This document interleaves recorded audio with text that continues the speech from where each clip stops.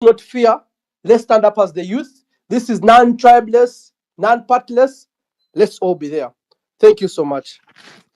Thank you so much. Sooner. Thank you so much, City Lawyer. Maybe I would negotiate maybe 30 seconds more for people to pass their brief communications in their local languages to just expand this thing.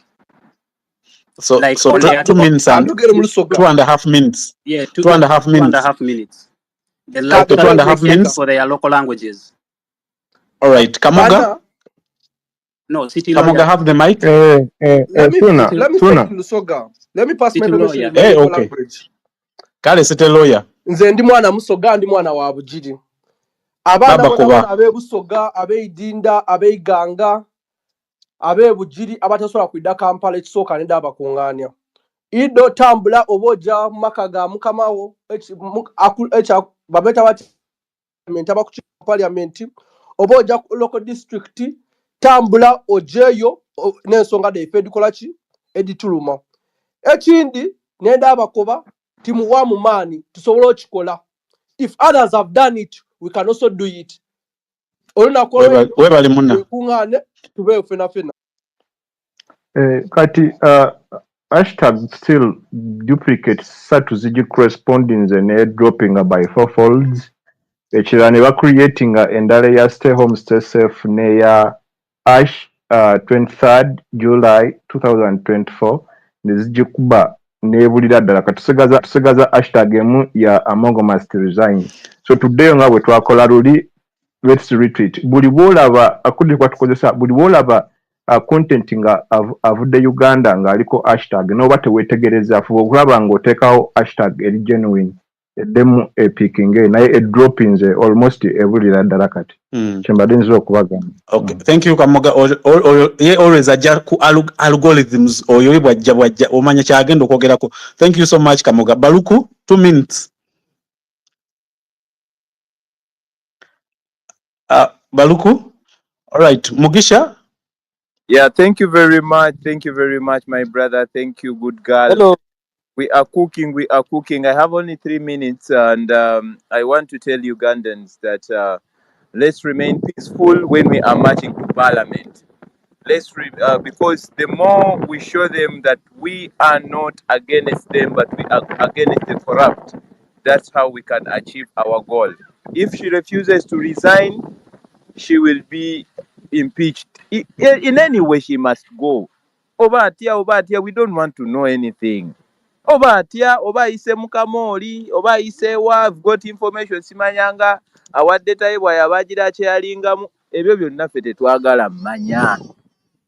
Nyenda gambira abanyankole n'abanyabikaga bali aha. Olunaku n'olwa 23rd, olwa nyenkya kare mukasheshe kare munonga kasheshe munonga.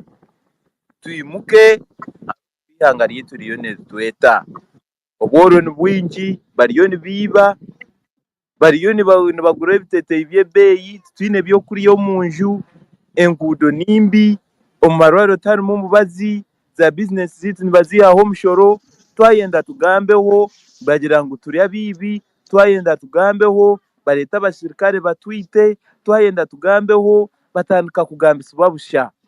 Ninyenda kubagambira imwe abariyo nibagambisibwa busha turi abaana banyu buli zoba mugira ngu that these are unidentified people ngaha hati nigira amaraka mwagahurra tuturi bwa AI turi abanya-Uganda abana bakakoba abana bambara abana bakasenyinja abana bankayi yazeri mira yazentundura b'ebigari abana bayishaka maliriza abana bayishaka maliriza mwena nyentakare kushoka babe mirembe. We must be peaceful. This is a peaceful demonstration. Thank you. Back to you, my dear brother. Thank you so much Baluku. I know this Baluku must be from Kasese. Yes. Baluku, thank you so much comrades for this space. We really appreciate all the energy and the encouragement. But guys, this is what I want to say. The junta is scared. The man is scared. Ugandans, this is the first time that we are uniting. All of us are united to end corruption in Uganda. Era njagala okubategeeza bannayuganda nti omusajja tumusobola. Era olunaku lw'enkya ffenna njagala tuveeyo mu bungi bwaffe tugende omusajja tumuggyeko. Nedda ssebo tetugenda kuggyako musajja tugenda okuggyako ate. Oli mukyala oba yakula Baluku yogera mu lulimi lwo olw'ewaka kati. Kubanga oluzungu kiraga Oluganda tolutegeera. Tukubemu ekyewaffe genda mu maaso. Abooluganda mbadde ngamba nti olunaku lw'enkya olulwe wammwe mu Lukonzo tugende tukole ki? Tugende tujjeko Anita Among kubanga ebintu byakoze birabikako si bintu birungi era kino kinyigiriza ffenna mu ggwanga lino eno. Mwebale nnyo mwebalire ddala. Guy totuwaddeyo ka Lukonzo version. Abantu bekasese tobagambye mu Lukonzo. Anyway, kena mu maaso soon.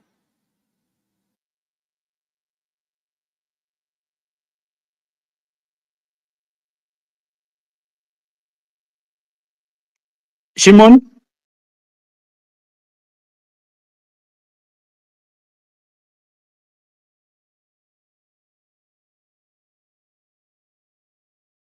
Kurori nyankore no wako otarme nyankore ababushenjur hurantungamo everyone even if you're in Kampala or even outside Kampala mwena mwijete defending Uganda turwanira rabazire bita binente konka batakubasa kuzuguza abo kuba butare bukingire turwanira rabazire bitu abar kugura horta yamate ahari shiringi binaninga bitano konko kika Kampala kajigure 20 mwije turwanira rabazire bita barkuhinge bihimba ninge bitoke ninga ebicyoro kashanga ekitoke n'abakimugura 10 konka Kampala barkukiguze ntwarebe necwika mwije turwanira rabazire bitu abarije kurwara za shukari n'amagufa n'emigongo na pressure tukabatwara mu marwaro gate konko kashanga obuhereza butariho mwije turwanira rabazi abana bita buturazara butakazire ninga butwazira bataro abarije kuba batine buhereza twaguma tukunami abarije kuba batine nguto nunju twaguma tukunami engute zikurire mna hatu nizo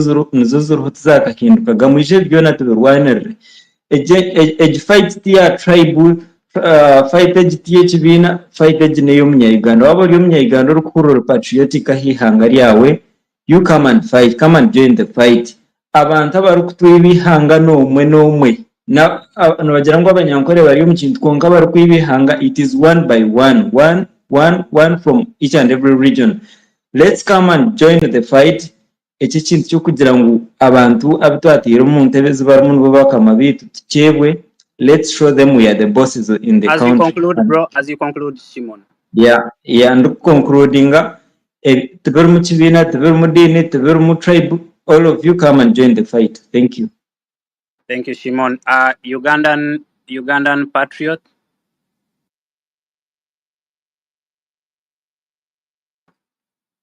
Ugandan patriot, unmute.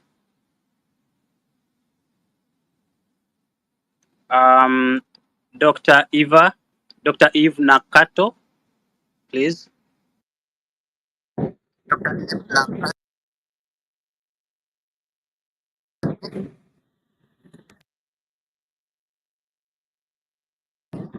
Yeah, thank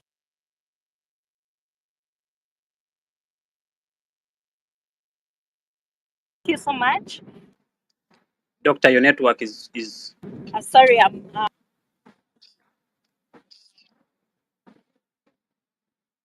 oh no, Doctor, your network is poor for now. It's a bit noisy, but I think you can hear me now. Yeah. I hope I'm clear right now. Am I audible? Yeah, you keep breaking, but you're audible. Wow. Yo, go on. I can hear you. Go on.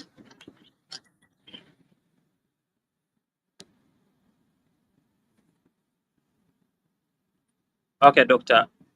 We shall keep you here until you get a stable network. Let's go to another speaker. Mute for now, please. Thank you. Shika. Wow. Thank you so much. Good evening, everyone. And as a pressure tugizimbye kati tewakyali kulanga kulala buli omu amanye kigenda mu maaso crowd yeeyongedde n'abaadde batakirimu bakiyingiddemu just what you have to know, not only us, but them from day one, like the whole Uganda actually. The pressure asuseko and the space here remote tegedde, but all in all, this is logistic gundi kalango.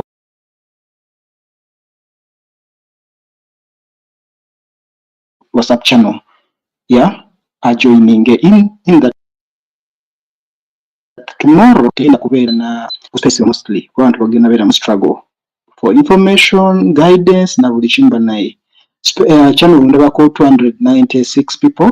It is still abantu tebanda gitegera ndoza, but whoever is new here, whoever has just joined, please, we have our official channel where we shall be communicating talking about our updates, guidance and guidelines na buli kimu. So fakuliko the name number is an emergency. In case you find a soldier, a friend, a good day, just you have to, it's a call away, the emergency mutukako na ambulance arrangements. In that, there's another sawa join is kuno. You will privately think through that number to jakola oka. You also reach out to Abenge Digital Arrangement. We add you on the list already we have to rescue our teams. So please, gentlemen and ladies, our soldiers, let's all register, or maybe let's all get onto that channel, because it's going to be our official communication platform. Because tomorrow is a fight. We shall not have, I think, a space. Kwa tusura kuwana, kuwera front line moliku space. But as well, also the new people here, take as much photos as you can. Just take pics of, like, you just post them. For us, we shall be getting them there, and then we put them on this channel to update everyone here. Like the reason why we do that, we don't want maybe it's not for showbiz, for like a fallback plan and also rescue. Manyembo mwencha, maybe this colleague of ours have a problem, to where to start from, and your family to know. This is the way I think we are going to get up for these guys, at least not to bury us like they wish to, because this time around, physical battle weary, online thing like online soldiers now platform. You just don't worry. We are covering each and everything. All right. Personally, I'll be there and I'll also be on the sky. Okay, that's for now. Yeah, comrades, that's Shika giving you some of the information that you need to know maybe. Magezi? Mumpulira. Yes, bro, gena mas. Kati nze kyembadde njagala okumanya ku WhatsApp namba eyo ne kal VPN kanemi okukozesa asobola okujja akatugambemuko nkyo kateekako bulungi. Kyokka kyembadde njagala okumanya naye nga nze wendi mumbale ate n'ekirala kyembadde njagala abalina Twitter handles zammwe eziriko following we tubateerayo ebifaananyi byaffe nga tugenda mutuyambe mu posting mu byongereyo kuba kijja tuyamba abamu Twitter handles zaffe nnafu kati twagala abantu bakimanye abamu tebamanyi abantu tuba tugenze such that mutu protectinga n'okutuusa supplying anti gye tuli bwe tuba tumiisinze nga tusobola okulabibwa kyekyo kyokka kibadde abalina Twitter zammwe nga nnene musobola okuteekayo ebifaananyi nti gundi mwali agenze n'okipostinga n'okyongerayo such that omuntu oyo asobola okunoonyezebwa n'ategeera nti yali eyo such that oyo ayinza ogamba namulabako wano bwe kityo tuba tubitaddeyo mu byongereyo such that mumanyi gye tuli kuba abamu betubeera nabo tetwagala bagamba kuba abamu system yabali adda. Mbitegeera. Webale nnyo. And on that note, guys, I encourage you to follow each other so that, it's another way. My host, please go on. Magezi, muting Magezi. Yeah, I want to tell Ugandans Kwanga propaganda suso bunji. We thought we would end this space and probably maybe tomorrow just have random people bringing the updates. But because we felt there's going to be a big gap in the communication, so to minimize propaganda,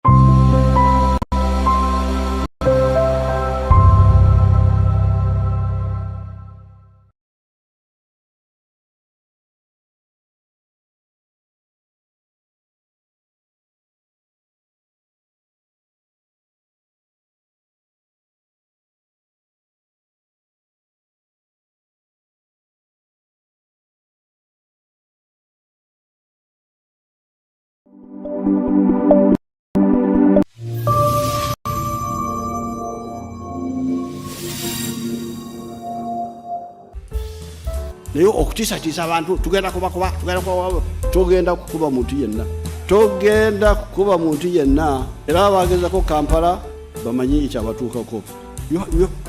Tokkirizibwa wadde okunkanga obukanzi oba okuneewerera engeri gye balonda abantu abatalina makulu be bali eyo be balonda mu kalulu akayita ate abakulembeza abandi badde bayamba tekuli n'omu. I hope they get to realize what exactly they are paying for, what they are sponsoring: genocide, murder, oppression, dictatorship. By this statement of the president, I actually think the president is now the patron of corruption in Uganda. Madam Speaker, if we don't take care of these boys and we think because they don't get pregnant, therefore they cannot be spoiled, we are not going to have responsible men leading homes. And therefore this government must invest now. Yes, we have seen the message, but it is the Honorable Ntabazi who sent it to you. She just confirmed, and now we're here. Mwana ba Black Mamba we ayindira koti nekuba abalamuzi nekuba abonna abali mu koti si mulundi gumu naye ng'erudde erumba koti abasirikale. N'olwekyo koti teziriyo, koti zawambibwa. Bank of Uganda gye tugamba nti banka yaffe yawambibwa, yensonga lwaki nakati tumaze n'omwaka nga tewali gavana, kubanga gavana y'omu mwami Museveni ne famire ye. Esente zonna sente zaabwe bazikozesa nga bwe bakola ki, nga bwe baagala. N'ebitongole ebyanakyewa byennyini ebitali bya gavumenti nabyo biri mu buwambe. Mwalabye ekitongole kyaffe ekyabasawo nakyo nga bwe kyakoze eki, bwe kyawambiddwa. Ekyabannamateeka kyawambibwa, n'ebirala byonna biri mu buwambe.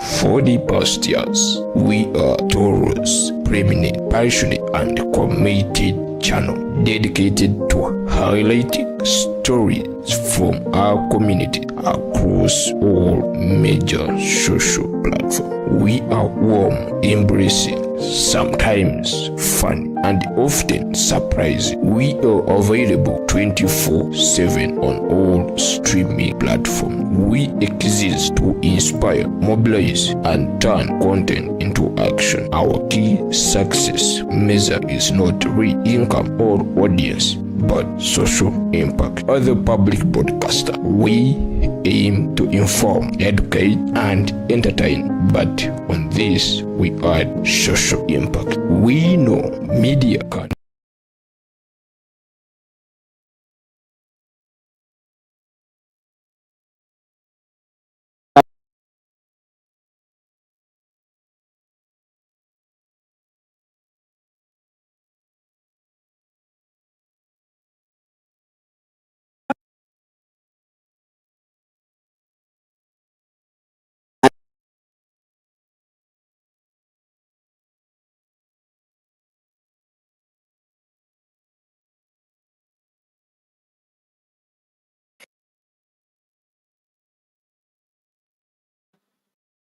there's just so much.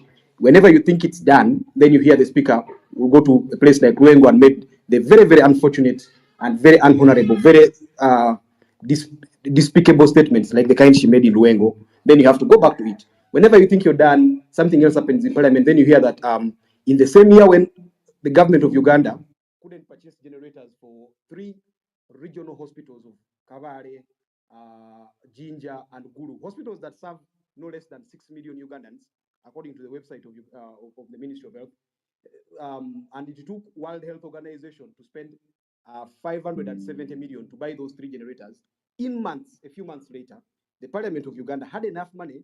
In fact, it had more money. It spent 570 million to buy only 2 generators of just 80 kilowatts, 80 kVA, while the World Health Organization bought 3 generators, which are much more powerful at 250 kVA for much less. So these things just keep going on and on. Then you look at this and then the people who are calling you imperialists, who are saying you're working for foreign agents, yet it takes foreign agents to buy for the Ugandan generators to save their lives, to help mothers who are delivering in cesarean section, to help children who are being operated, to help the most vulnerable people in Gulu, the most vulnerable people in Jinja and all these other places who come from as far as the greater eastern Uganda, probably from as far as Karamoja.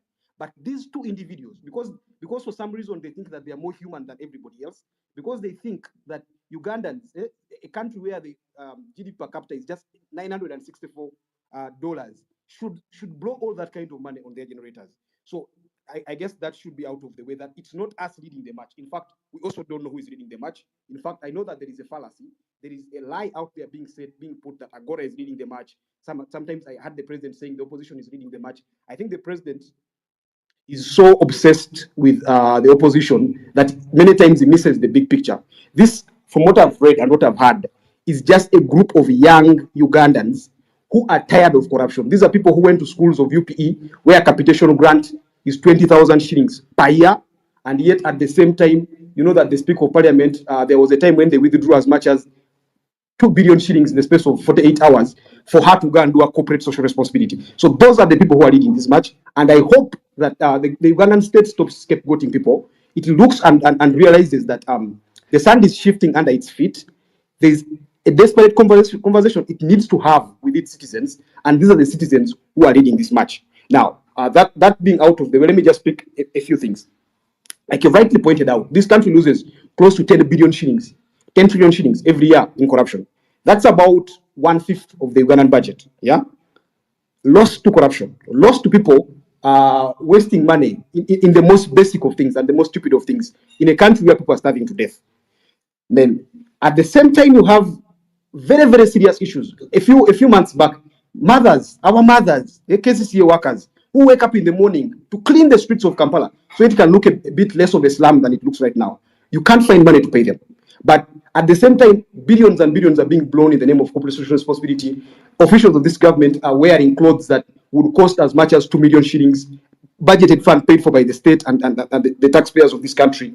Those are the things that we must discuss as far as this corruption is concerned. Why are we losing this much money? And yet this is the reality of our country. Leaders living larger than leaders, even in the most developed parts of the world. Now, speaking to the issue of blocking the protest, I think the police and the state are overreacting, and that is very, very unfortunate. The law allows people to protest. I have seen my friends at GCIC who I think probably don't understand the law well, and they should have consulted with lawyers, saying that the law is not absolute. In that regard, they are right. But where they miss the point is that when a right is given when a right is recognized under the Constitution doesn't give rights, just recognizes them, because those rights are given to us by God, who made all of us in His own image, as the Christians here will believe. When those rights are given to us by the Constitution, can only be denied under very, very special circumstances. So there's what we call the Siracusa principles. This is under international law that were developed in 1984 in a place called Siracusa. I think that's in Italy, and were adopted by the United Nations Economic and Social Council. Now, rights can only be restricted where they meet a particular standard of restriction, which is legality, necessity, and proportionality. Now, for people to say that they are going to restrict people from marching because people are going to step on tomatoes in a country, in a city where vendors are not allowed, that is escapist. That is not addressing the real issue. For people to say that you can't march because this right is not absolute, 99% of the rights we enjoy are not absolute. Most of the freedoms we enjoy are not absolute. But the police cannot just come and pick me now and throw me in jail because that right is not absolute. There must be clear circumstances under which they pick me up. Of course, I know that this country does not respect rights anymore. Some group of men went and fought in the bush and said they would make this place less violent when it comes to rights, but more respectful of them, and they haven't done that well. I think they still have enough time. We still have enough time as a country to have those conversations and think of those things for ourselves. Now, I think what is at stake is that the state of Uganda, a group of most of the leaders of this country are a bit old, above 50, in a country where they have the median age, I think, is now 16. I think there is need for a desperate dialogue between the citizens of this country. The leaders of this country need to sit down and start listening to the young people of this country. Many times when you turn on TV and watch people speaking, leaders of this country, they are dismissive, they are all full of themselves, they talk like well, there is God up there, I am somewhere next to God, and between me and the next Ugandan there is a mile. So they talk as if they are talking to people who don't matter at all, and that is a very, very dangerous situation. Very many countries have been in that situation in the past. Whether you talk of Libya, where Gaddafi had made himself and his family more or less gods at the expense of everyone else in Libya. Now, we do have a country to protect. I believe that for most of us, this is the only country we have. We don't have any other backup plan as far as the country is concerned. But there have been countries in this world that existed and then disappeared. There have been countries that existed, and because they failed at things like dialogue, by the time they realized that they needed to dialogue, everything was lost. We haven't lost everything yet. My only appeal to the leaders of this country: sit down, bring yourself from that high moral ladder you're putting yourselves on, which you don't deserve, living these high lives, and talk to these young people. Are they having genuine concerns? Can the police, for instance, say, tomorrow we want you to march to parliament, but we are going to guard you. So we are going to secure you so that goons don't take part in this march, because you know what goons are capable of. Terrorists don't take part in this match, because you know what terrorists are capable of. You're not going to use streets that are close to the markets, because you don't want to disrupt the people who are going to the market.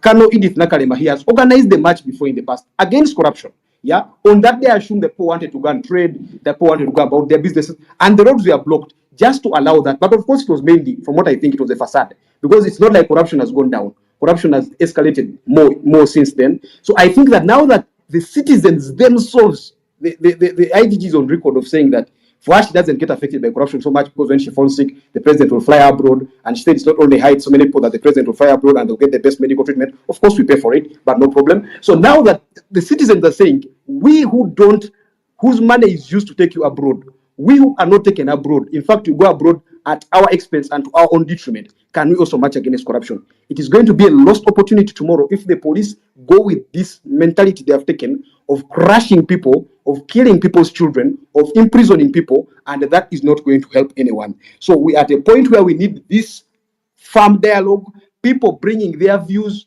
Corruption probably benefits people in the short run. I don't know if it will benefit people in the long run. It could even just be a facade. The president can just pretend tomorrow and say, okay, I've had you. Now you march to parliament, but I'll get your petition, or something like that. That is all it takes. And then we have a future that we can discuss about as we go forward. I think, Solomon, in the interest of time, maybe I could first pause here and then let other people speak. Maybe I'll come back later. Godwin, thank you. One of the things that really got us by shock is the revelation that we spent about 532 million shillings of taxpayers' money to fence and purchase compound lights for the private home of the Speaker of Parliament, Anita Mong in Bukedia. Of course, that's not to say the 500 million shillings generator that you mentioned. Honorable Taewa came out to say that the government decided to buy that generator for him because there was a breach of security at his home. It's interesting what happens. I also need to mention that, yes. Just a second, if I could speak to that. One, the point of the generators, first of all, I think it is wrong that the Ugandan state is buying generators for officials who earn that much in their private residences. Yeah, this is not a generator for parliament. This is for their private residences where they stay. That is one. If there was a security breach at the speaker's home, let us assume that a generator is being bought. Why are they buying a generator that costs that much? And like, if you compare it, like I have, with the generators bought by World Health Organization, which were, is it 4 or 3 times more powerful but cost much less? So me, what I think is here is that there's this normal corruption we talk about that is easy to discern. But because the Ugandan state is now at a place where people have justified corruption so much, it is even legalized to the point that some of these things are passed in the national budget. They are justified by a vote of parliament. And you could see that they have green all through. There's no amber, there's no red anywhere. But then still, when you sit down to think about it, when you look at it critically, you see that this is a case of corruption, because just the prices alone will show that there is something amiss. But then, before I finish this point, I want to also inform you that I had forgotten to tell you that I'm going to be the one representing Agora.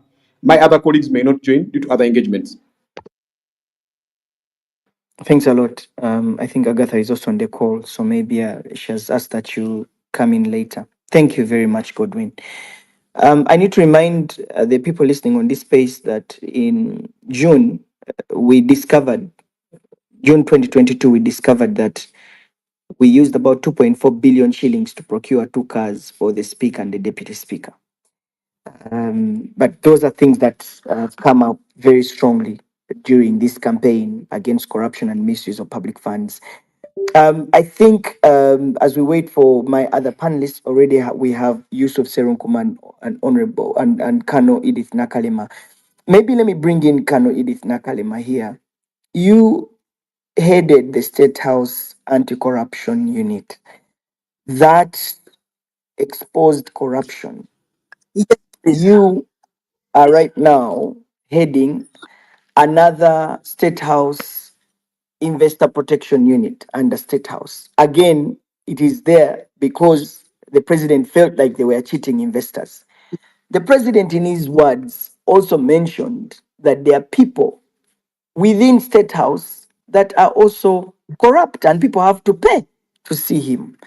He has candidly come out to say he is aware of corruption. Ugandans feel the president has not done enough to really fight this corruption. And they are going to the streets tomorrow. Kanro Edith Nakalema, you led a protest back then, I think it was 2019, against corruption. Wouldn't it be fair that under the same spirit, you join the Ugandans to march to parliament and demonstrate in a peaceful way on a cause that is very close to your heart? Kano Nakalima, you're welcome. Thank you. Thank you very much, Solomon. And I want to thank my brother Toko for elaborately explaining his heart and maybe representing many others. I want to agree with the concerned young and maybe old people who are organizing this march. But I have a question, and I will speak as a security as a security person or as a soldier to be much clearer. I want to speak as a soldier, yes, who was given a task under the Constitution. Article 99 4 of the Constitution gives President powers to delegate his authority to officers subordinate to him. And in that regard, he deployed me to head the anti-corruption unit that he established. And indeed, we organized the very first anti-corruption walk in Uganda on the 4th of December 2019. In this regard, I really want to ask, in the march that is being organized, the march to parliament that we are discussing now, who should the state hold accountable? Because everything done, someone must take responsibility. It can be an individual, or individuals, it can be institutions or agencies. Now that we have many Ugandans who have not officially come out to say we are going to march, our route is going to start from here, we are based in this place, or we are so and so, we will be coming from these directions. How will us in the security prepare for them? I also want to say that yes, the constitution allows demonstrations. Our constitution, which is the supreme law in the land, allows demonstrations.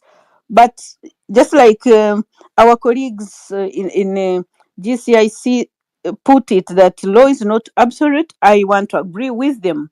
Because if you are going to say, yeah, we have our right and not everything is done in this country or in many other countries is according to the law, who again should one lean on to say that we will protect these people because it's their constitutional right? And I also want to appeal to you friends and comrades preparing the demonstration, that until you prove to security or agencies of the state your clear your clear routes, your clear maybe destination also, okay, maybe the destination in this regard could be Parliament. But how will you be protected? Because us in the security takes top priority in everything that is to be done, or that is being done, or that has been done before.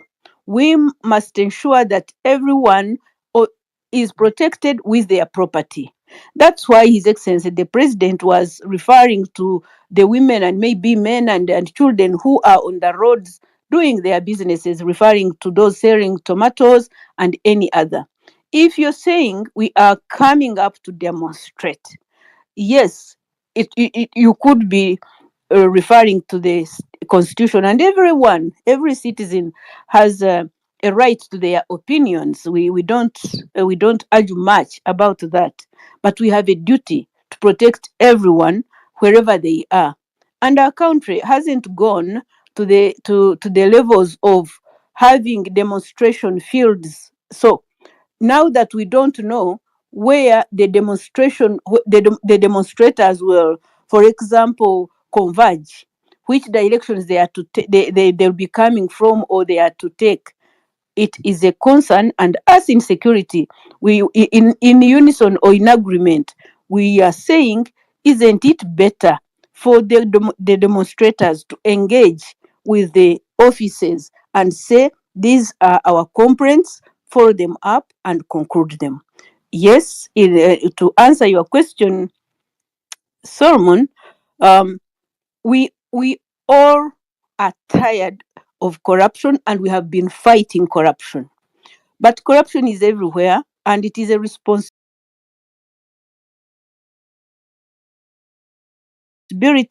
of every citizen. And again, the Constitution of the Republic of Uganda holds each citizen responsible to fight corruption wherever they are. So if our friends on this space are saying their way to fight is through demonstration, can we then plan together and know which direction are they coming from? Who is leading? Where do they want to converge?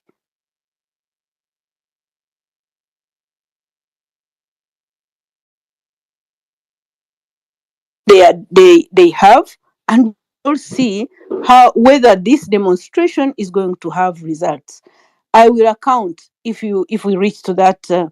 If you ask me to account for the work that we are doing, or have been doing, or did before, and continue to do it. Solomon, have I answered your question? Yeah, I mean, okay, I'll maybe give you another question. But I thought I would first take a round through my panelists. Agatha, you've heard it from Kano Edith Nakalema that as a member of the security system, the protesters are supposed to get permission and they have to be protected as they protest. But going from her submission, looks like it's not green lights for the protesters to go on. But you've also heard that Kano Edith Nakalema as well has said she's very passionate about fighting corruption. Let me bring you in. The march is on to Parliament tomorrow. The security forces are saying no. Ugandans feel they are tired of fighting corruption because they are not being heard. Agatha, you're one of the people who has been at the center of pushing back against corruption, especially in Parliament, and perhaps that's one of the things that explains why Ugandans think that they should send this petition to Parliament. Would love to hear your views on the protest tomorrow. Hi, Solomon. Good evening to you and everyone. Please confirm if you can hear me. Yes, we can. Yes. So I don't know where to start from. I think I should start from a few of the comments of Kano Edith Nakalema that you also highlight. The first being about the march to Parliament and how they need to get permission and protection from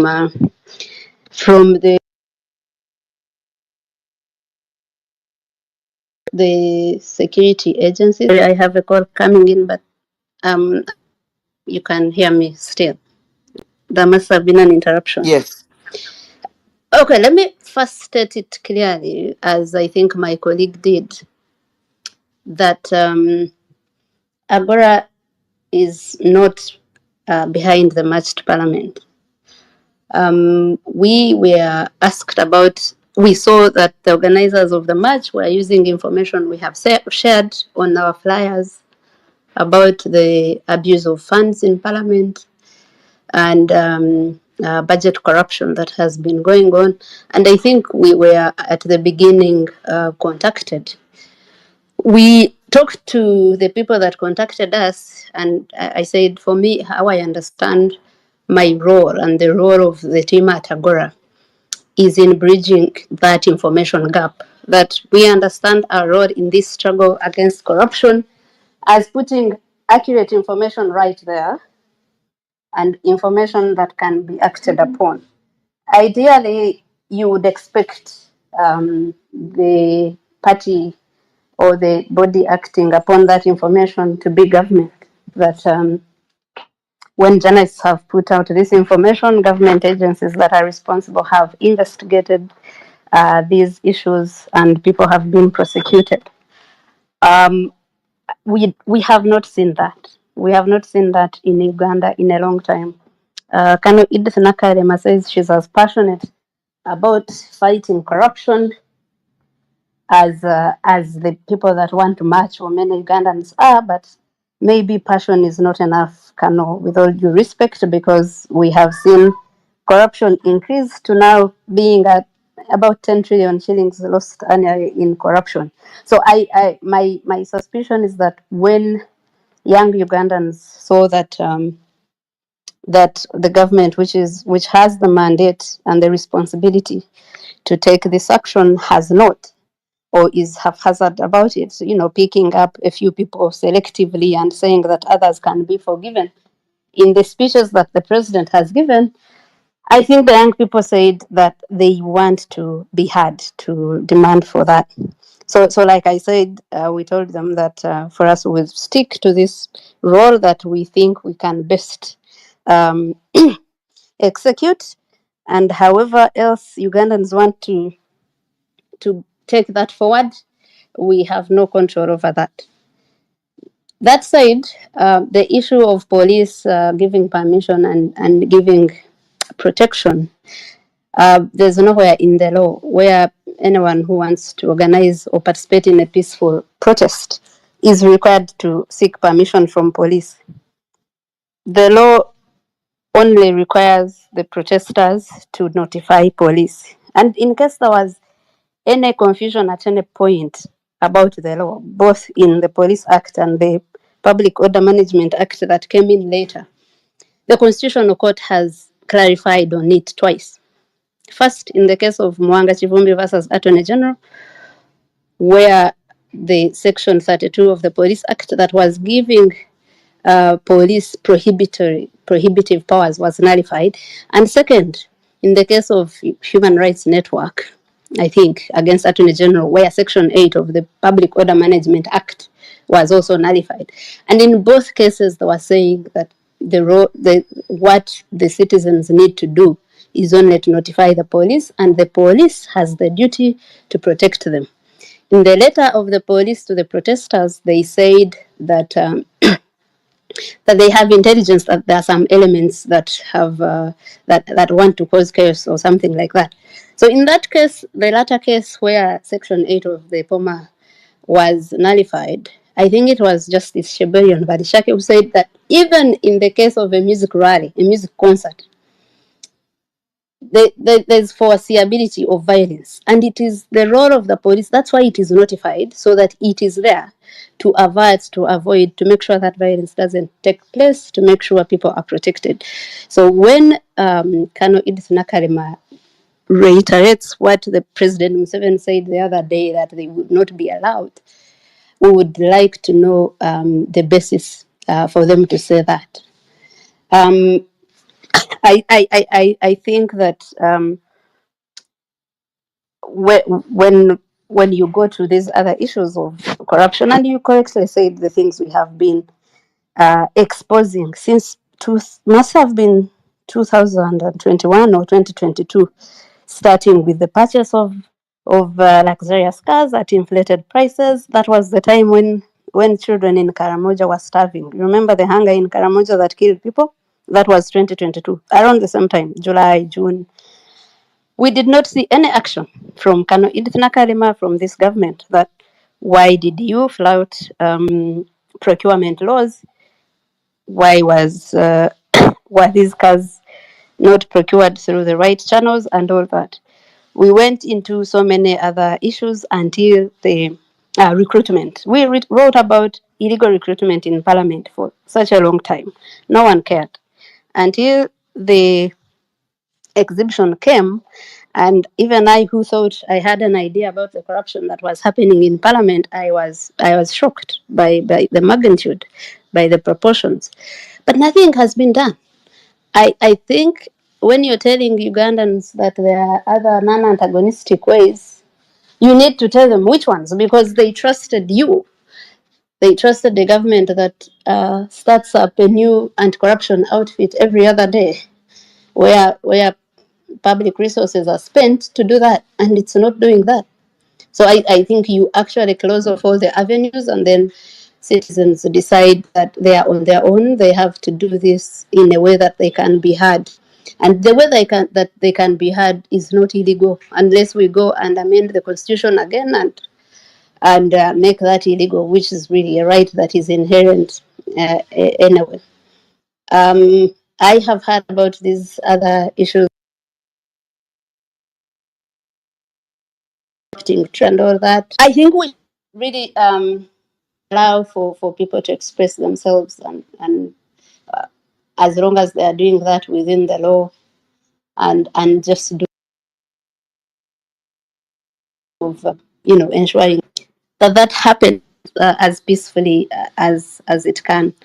If there's any other thing I didn't touch on, Solomon, among the things you asked, I would be glad to answer it now, and I attend to something else. I am glad Godwin Toko is here. He represents the views of majority of us at Agora, but I thought, let me in a few minutes give you my own personal views.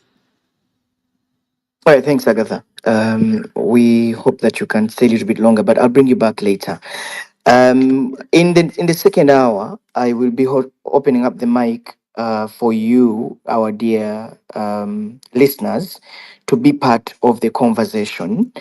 And so I see all the microphones. I see them, but that's in about 18 minutes. I should be opening up the microphone after my panelists have submitted.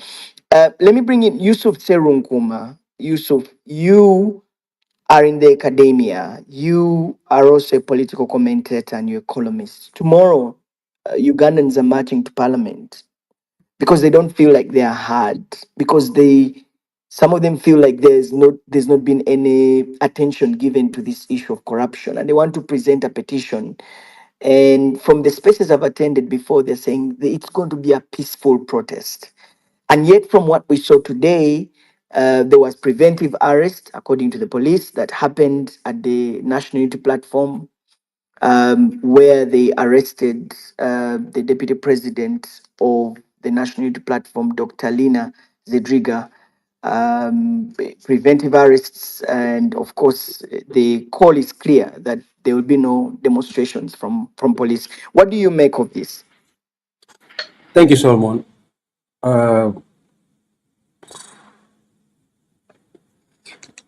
I just want to say that,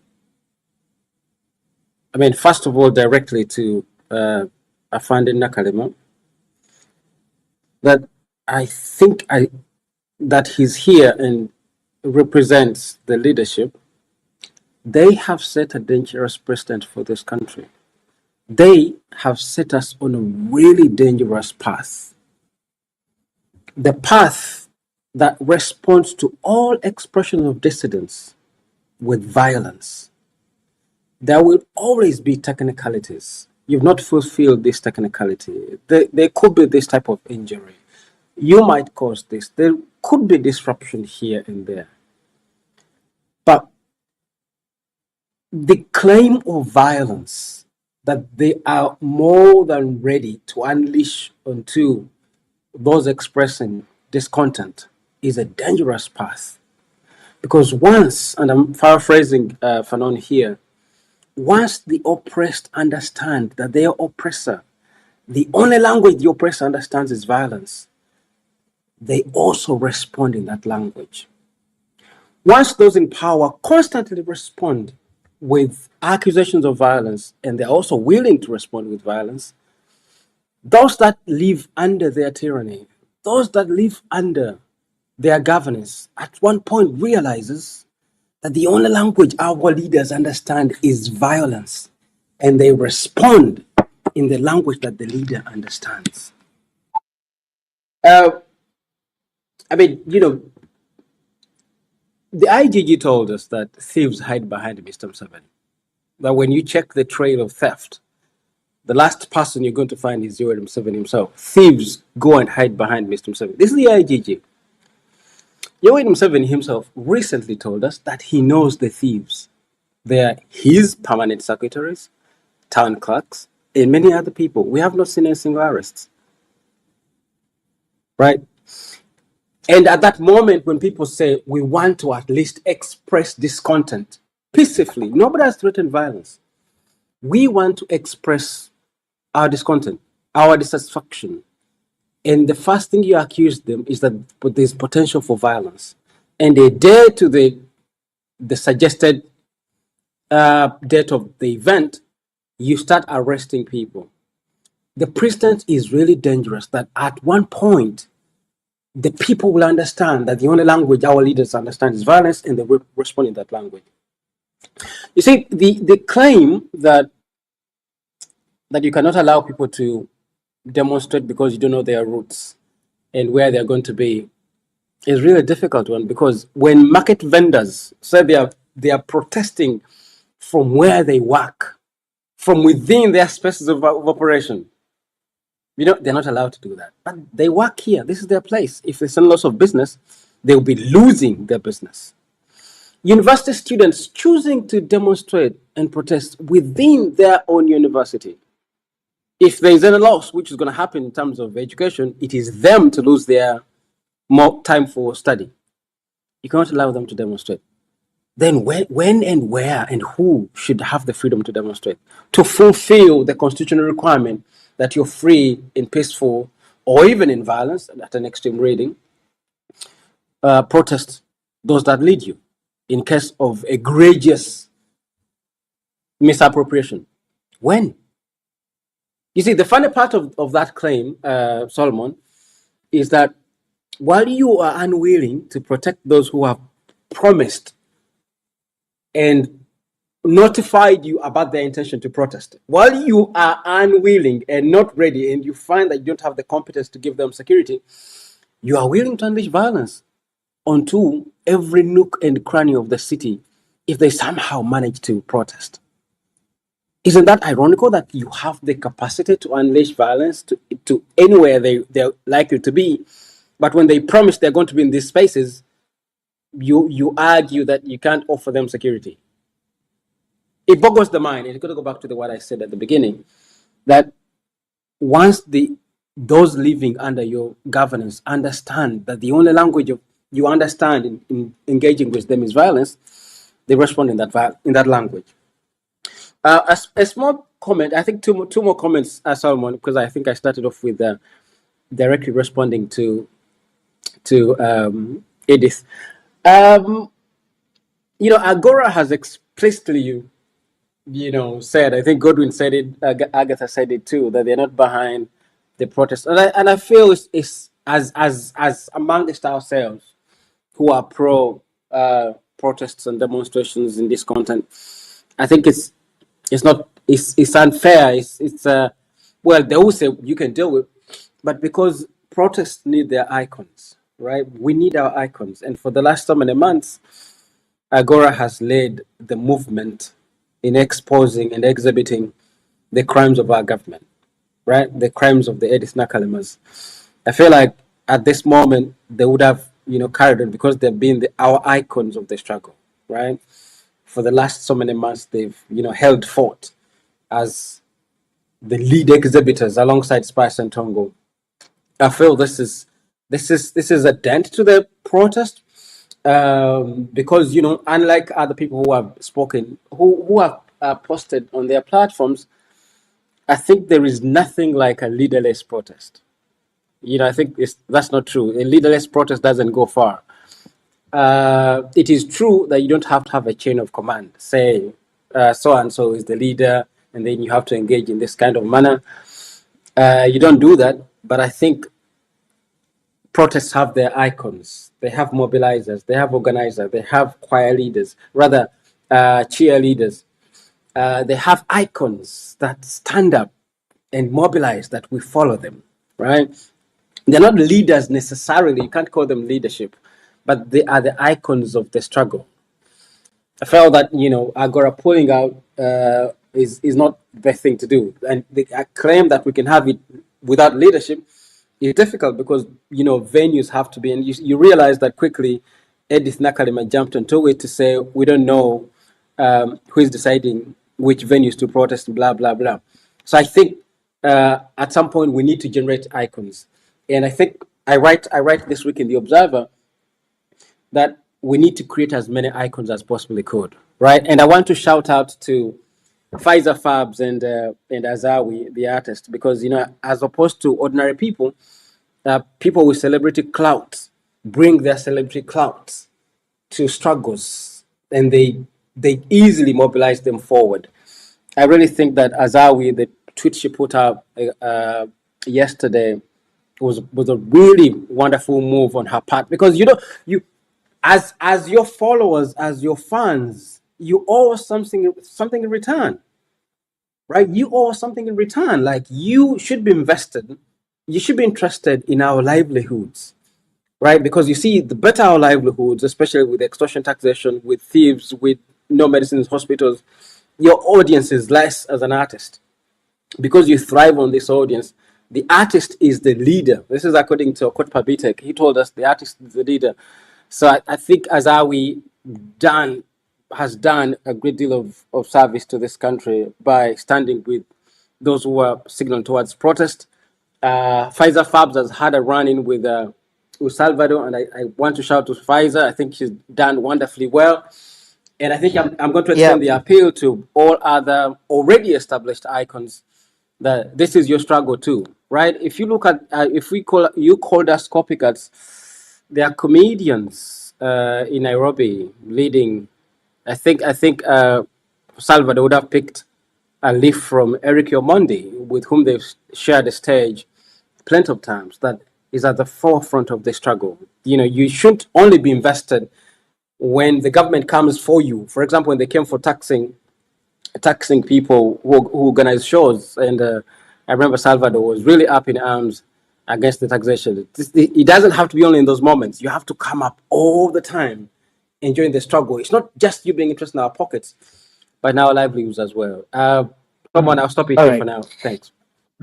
All right, thanks a lot. Thanks, Dr. Yusuf Serun Kuma there. Joel, all of us, I mean, when you look at the demands, for example, I have had the honor of looking at the demands that the people are going to be demonstrating tomorrow. One, they want the resignation of Anita Mong as Speaker of Parliament. They want the resignation of the four backbench commissioners. Their third demand is reducing the number of members of parliament. Their fourth demand is the member of parliament involved in any corruption scandal should be investigated and should resign. They also want the auditing, the lifestyle audit of all members of parliament, and that investigation should be made public by the IGG. They want cutting of salaries and allowances of all members of parliament to at least 3 million shillings, and they also want Ugandans to continue exercising their democratic right to peaceful assembly without any blockade. Those are some of the demands that the people leading the walk, the march to parliament put on table. Joel, let me bring you in, and shortly I will be opening up the floor to you to make your contribution. Joel, what do you foresee tomorrow, and do you think that this demonstration will have an impact in its own way? Because young people feel like they're not being heard, and the only one way they see is protests and walk to not really protest, but walk to the march to Parliament. Joel, you're welcome. Oh, thank you so much, Solomon. Could you please confirm whether you can hear me? Yes, we do.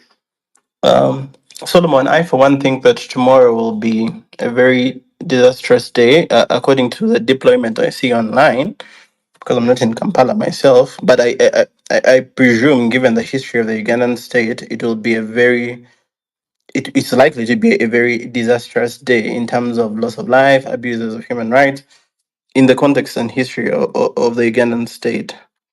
But also, I want to understand, and this is my, because I support the protest, I support his fight against corruption, but in another way, I support the protest, but not it claiming to go to parliament, not it making appeals to IGG Betty Kamya, not it making appeals to President Museveni to change, because I believe these people cannot change in the first place.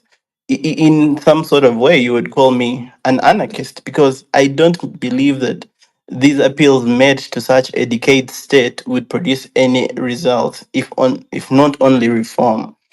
Because I believe, Solomon, the issue that and why Mr. Museveni may be scared of this protest is because protests rarely come with one question, or at least rarely only froth the questions that are put on paper by the protesters. And evidently so, we've seen in Kenya, you say finance bill for the keep shifting and things of that sort.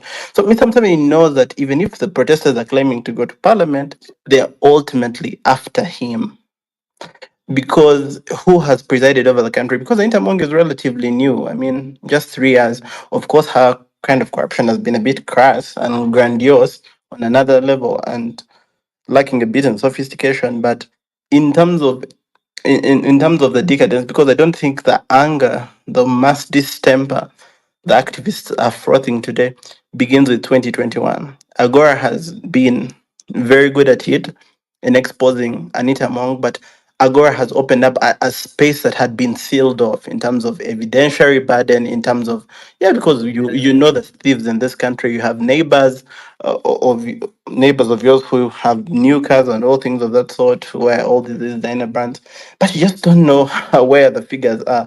So here is Agora, and it is saying, because it was saying so many things, maybe you doubted, but at least Mpuga claimed to have received the money, or the official documents that which makes it true. So the protests are happening within that context. Plus, Museveni is also following things in Kenya, events in Kenya. What would he feel like?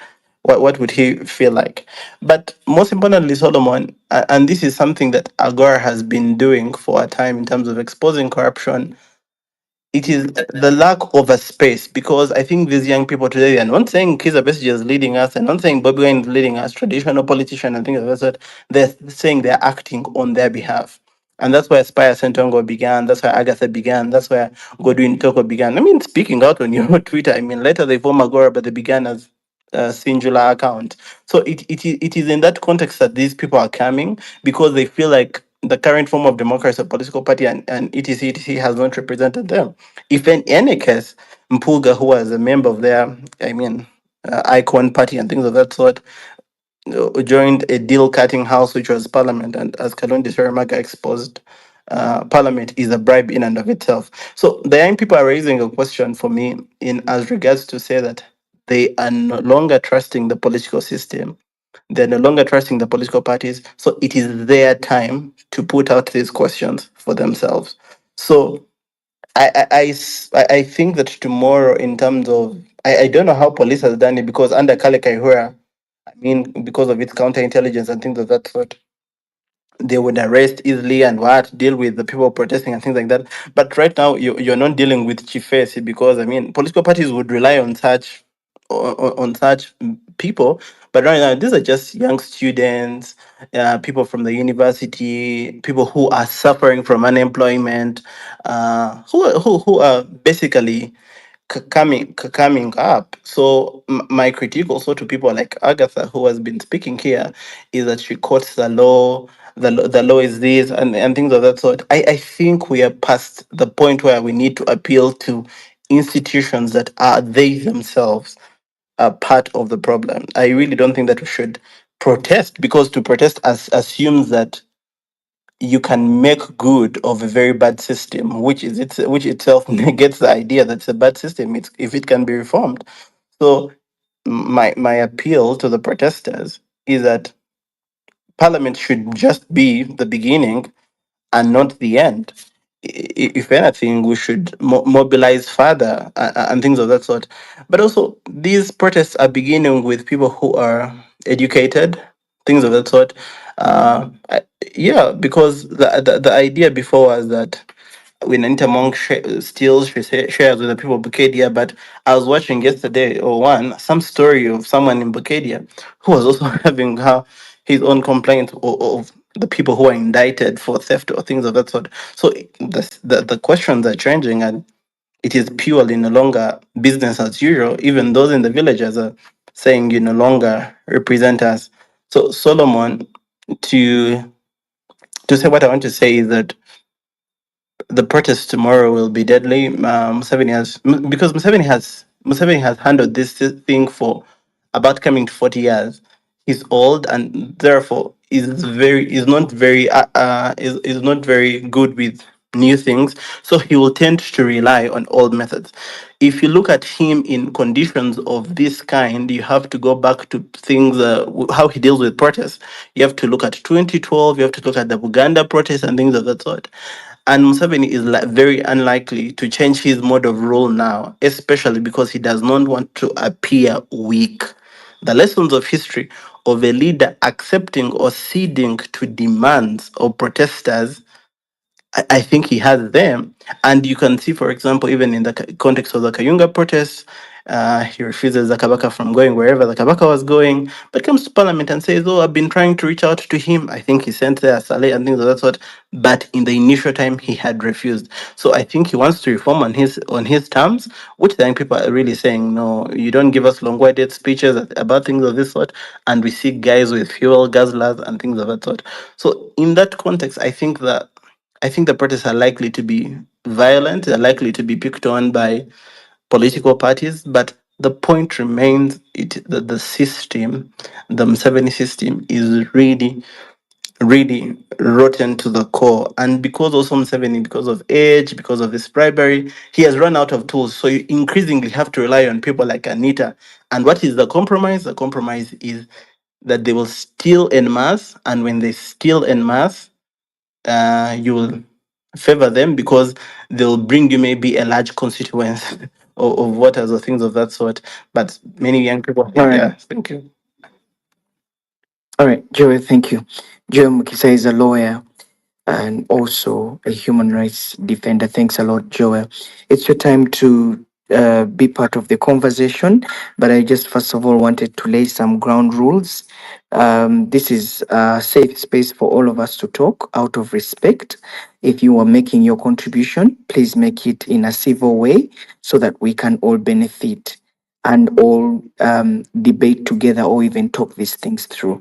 Let me start with Juliana. You're welcome. Hi, thank you so much for this. My questions are going to go directly to Colonel Edith Nakalema. This movement has been going on. I have been quietly watching these young people for over a month. They started out very small and they were a ragtag group of young people, disgruntled young people who felt that their voices were not being heard. They have watched you for years, for decades, some of them, talk about corruption. You've seen Museveni walk on the streets talking about corruption. Nothing has been done. You have got a duplication of duties with your office, with the IGG, with God knows who else, all saying they're fighting corruption, yet we see corruption in health, in education, in everything. These young people, their parents have tried everything. Now, at the last hour, You come on these spaces. I was listening to you whilst you were talking to Mugume on his show, on his radio show, and you very nonchalantly laughed when somebody asked you how you feel or how you face up to challenges when you go home after a challenging day. And you said, well, I'm a soldier. I'm used to it. It's the civilians that I feel sorry for. You're trained to go out to battle. Except the young people on the streets tomorrow are not soldiers. They're not trained. They're from universities. I had some of my spaces, and this is where I am amazed that with your so-called intelligence from Seven's office in State House all the way to people's homes through your local, ESOs, you don't know how this has come about. So you talk about intelligence and security, and yet somehow you're ignorant about what these young people are asking for. These young people, one of the people I spoke to had their mothers selling silverfish to get them through school, but because of corruption they could not get to where they need to. Young people are getting pregnant through corruption because they don't have fees, or because there's no employment, etc., because you have to come from a certain Kawakarunji in order to get to a certain place in society. So they've come together. I had people from Busoga, I had people from Western Uganda, you had people from Central, East and North, and they've all decided to come together as young people who are directly affected, because some of them had been to the Middle East as slaves and had come back because it's better to be home. So they don't have a leader, and your obsession with wanting to look for a leader in order that you can use them as a scapegoat to scare off all the other young people is not technology that does not have to have a central leader. They have a central message, which is end corruption and get rid of Anita Among, because she is today the symbol of that decay and corruption. Now, you as a mother, I don't know if you're a mother, but I as a mother am asking you, tomorrow, are people going to be burying their children, and are you going to go home satisfied with having done a good job because you shot, killed, maimed, or hurt people's children who they carry for 9 months in the decrepit hospitals that you've got? Many mothers die, so they raise their children. Now their children can't get jobs, they're dying, and they've decided to do something about it peacefully. Peacefully. They're not coming with guns. You and your army and your military are coming to peaceful protest with live bullets, tear gas, and everything, and thugs who are dressed up in balaclavas who can't be identified, and you're coming to a protest of children. So I would like you on this space, please, to assure us that people are not going to be burying their children tomorrow. People are not going to be running to prisons to find their young ones, that our young people and our children are not going to be tear gassed, they're not going to be locked up, they're not going to be raped, they're not going to be violated. We, as the parents of Uganda, would like you, as a woman and a mother, hopefully, to assure us that we're not going to be burying our children tomorrow whilst you talk to us about where they're going to start. We want our children safe, and we don't want you to deal with our children who've never been to battle as soldiers. They're not soldiers, they're civilians, and you may go back tomorrow in your house very happy that you did what your commander-in-chief told you, but our children need to be protected, and we need assurances on this space today that we will have that guarantee from you. Thank you. Juliana, thank you very much. Kano Edith Nakalema has written that down. I'm sure she'll respond to that. Let me bring in Nelson Senyange. You're welcome. Thank you, Solomon, and thank you to everyone that presented. Solomon, you set grounds for the public that has come here to speak up, but you didn't set ground rules for the people that presented earlier, because Ugandans have been gaslit. Yeah, so people are being gaslighted here, and you were comfortable with that first place. It is so wrong for Ugandans to be here crying for accountability and saying no to corruption, and then we are hosting a space to discuss corruption. On that note, I'm going to ask Ugandans, we exit this page, we create our space. Kanona Kalema, you come, and you answer Ugandans. Otherwise, we not. That's absolute rubbish. And I have to add, you get off.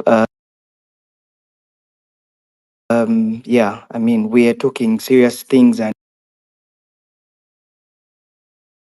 you just sorry, I've dropped you off. Waiki Bender, you're welcome.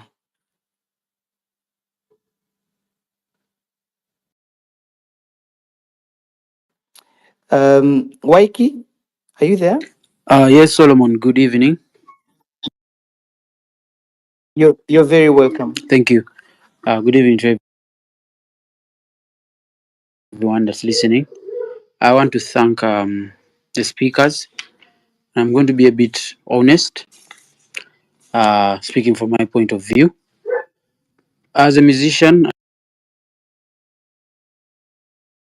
and for so many years, maybe months, we've been called out by our fans to care, to have comments, to have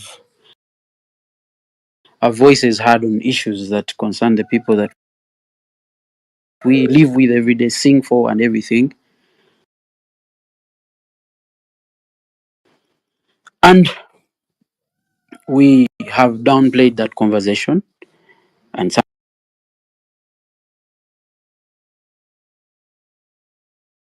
sometimes ignored it, and I'm not leaving myself out. But there comes a time in life where you reflect and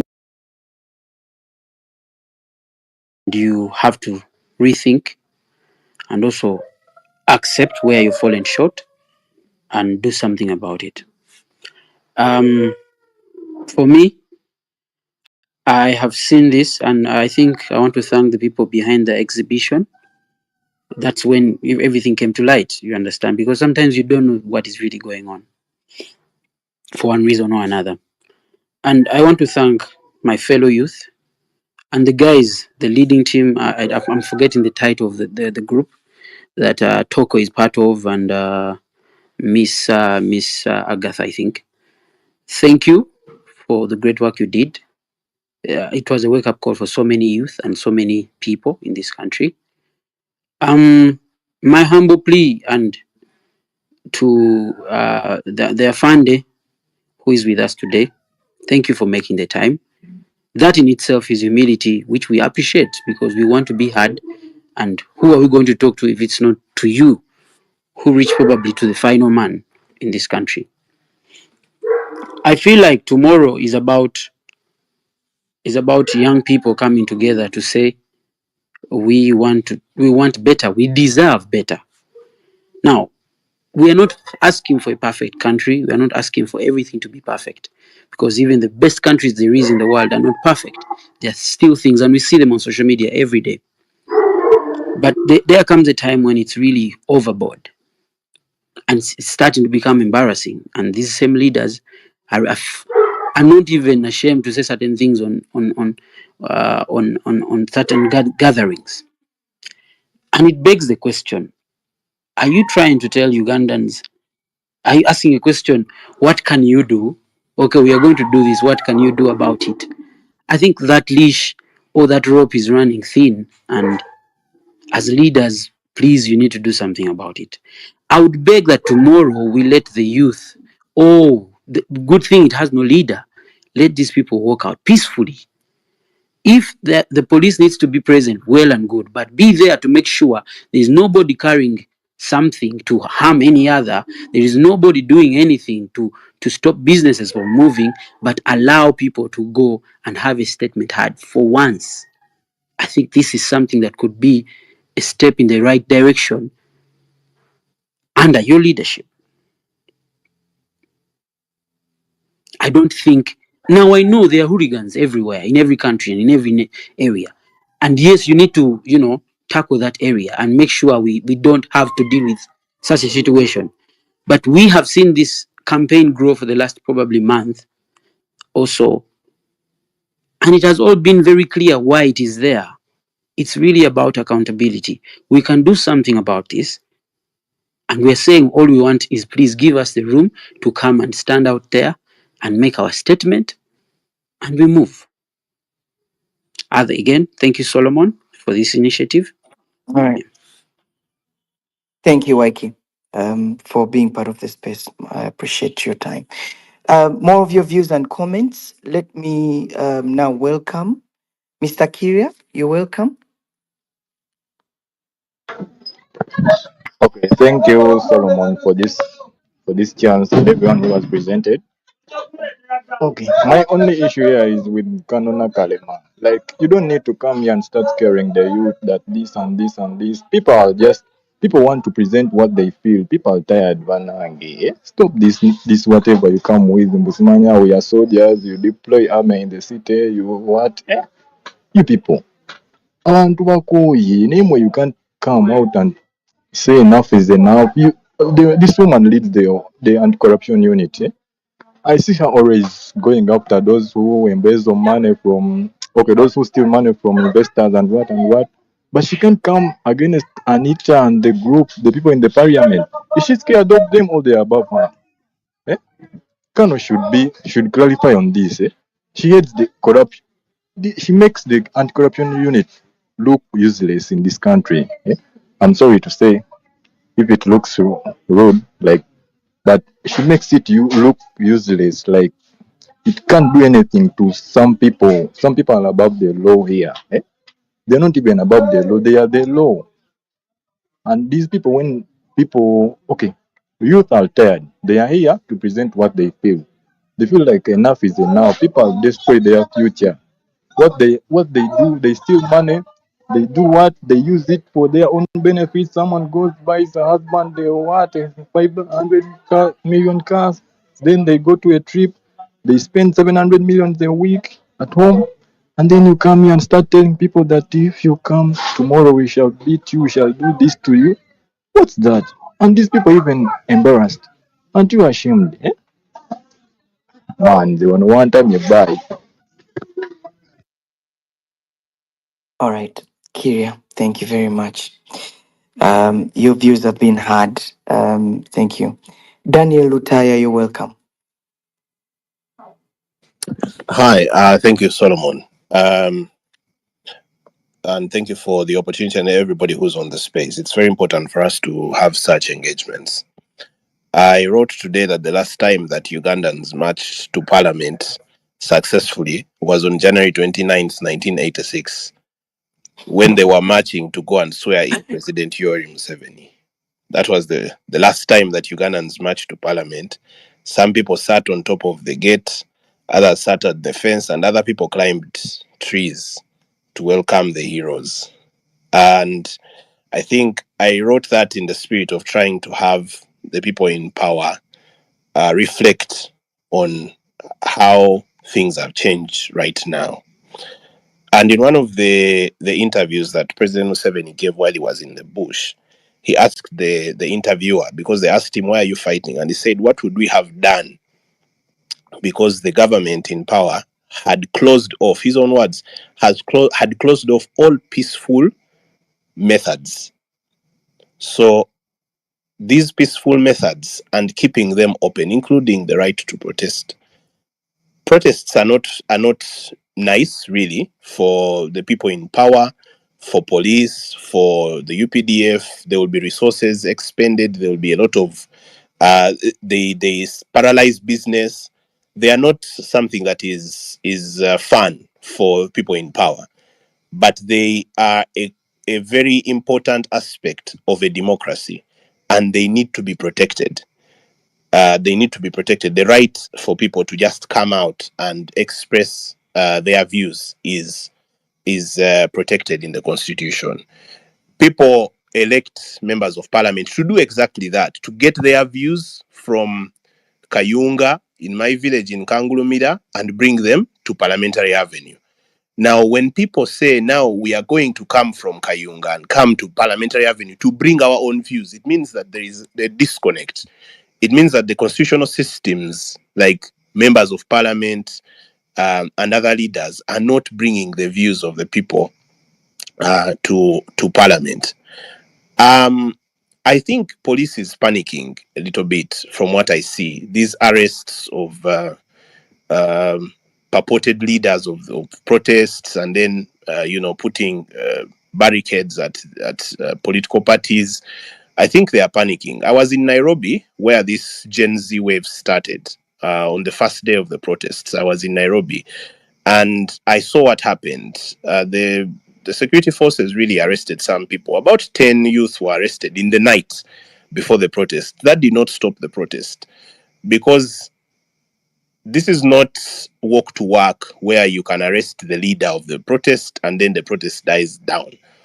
The protest has no leader, and it is impossible to stop such a protest because people are not rallying behind a leader. People are rallying behind an idea. And I think by the time I started speaking on this space, man had not invented a way to arrest an idea and put it in prison. So because of that fact, right now we shouldn't be, and I'm talking to the people in power, the leadership. I see so many accounts of government of Uganda that are on this space. We should not be right now with just hours to the protest trying to tell people not to go to the streets, because they are going to go to the streets. There is no two ways about it. People are going to protest tomorrow.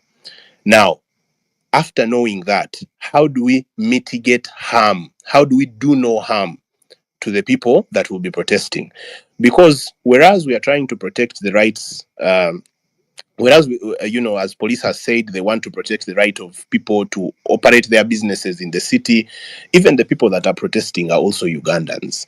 If the people that were protesting were from another country, we would say these are invaders and they need to be handled with utmost with the full arm of the law.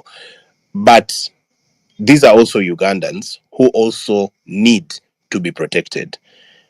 And I think if the protesters mean well, they should also not allow politicians to hijack this, because I have seen there's a group of politicians that are trying to hijack this thing and try to make it political. Because when politicians manage to hijack such a movement which is clear-headed and leaderless, then it makes the case for the people in power to say that this is just politics, which I believe it is not, because I am yet to find any political party taking responsibility for whatever is happening.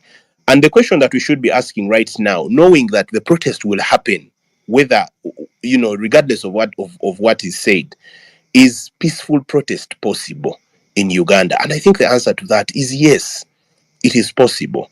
And the onus is on police tomorrow to say, you know what, we cannot stop the protest from happening.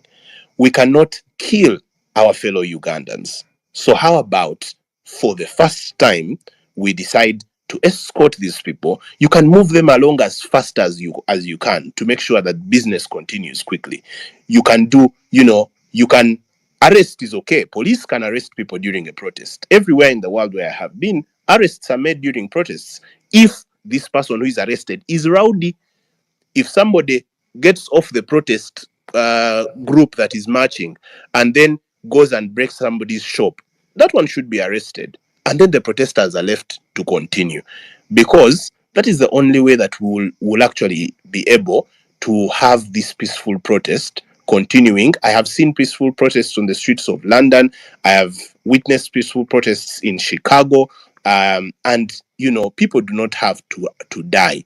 I think government's response is being a little bit too heavy-handed, and we need to listen to the voice of the people. For us in journalism, we say vox populi, vox dei, which means that the voice of the people is the voice of God. So we need to listen a little bit more to the people. Kano Edith Nakalema is here because, let me just say this, Solomon. Kano Edith Nakalema is here because that is the person that I know her to be. She's somebody who will engage. She will talk to all sides. She will talk to everybody. And President Museveni needs to emulate Kano Nakalema and say these simple words: youth, I hear you and I am going to act or I am acting, or I have acted. Do not wait for the ocean to swallow the pharaoh. When God sends the locusts, you act on the locusts. Don't wait for the sea to swallow, because the pharaoh will die. Thank you very much. All right.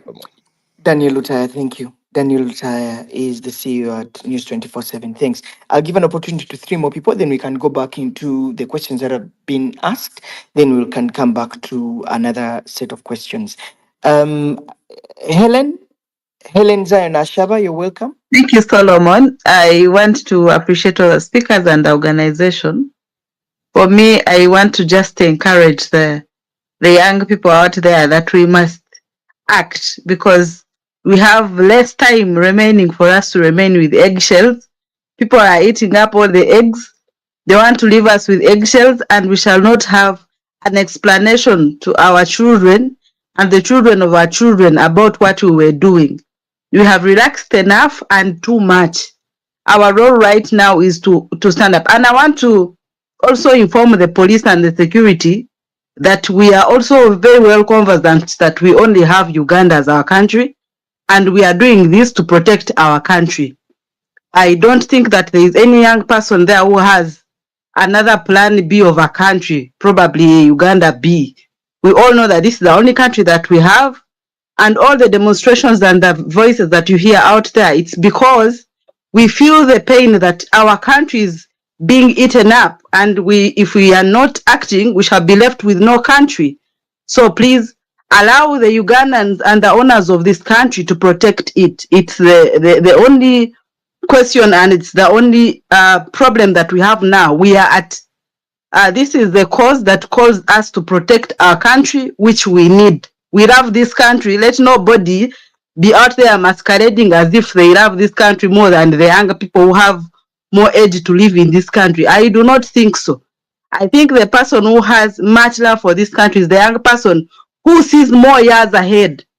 And I can tell you, most of the people in power do not have the years. So us who have the years should fight so hard to protect this little country that we have and make sure that it stays, because it's the only place that we have. The other people can apply for visas and go and, become citizens elsewhere. I don't think that we shall all get those visas. For us, our role is to protect what we have. I want to thank you, Solomon. All right, thank you very much, Helen Zion Ashaba, for your thoughts on that. Mr. Jacob Katumusime. Okay. Thank you, Solomon. I hope you can hear me. Great. So thank you, everyone, for the conversations. I think this is very healthy for our democracy, for our country. So personally, as a scholar, I want to emphasize that the government should really be more interested in the question of why, despite all the threats and even the arrests, as we saw today, the Ugandans are insisting on marching to parliament tomorrow. Yeah, and that is, you can see it in everyone's conversation today.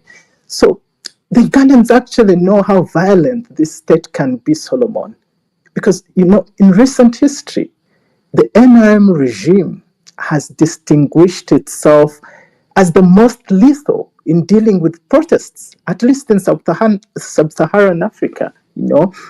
And even within popular public discourse, there's this rumor you keep hearing that Uganda is in the business of exporting mercenaries to deal with protesters in other neighboring countries. So Ugandans really know how actually lethal the state can be.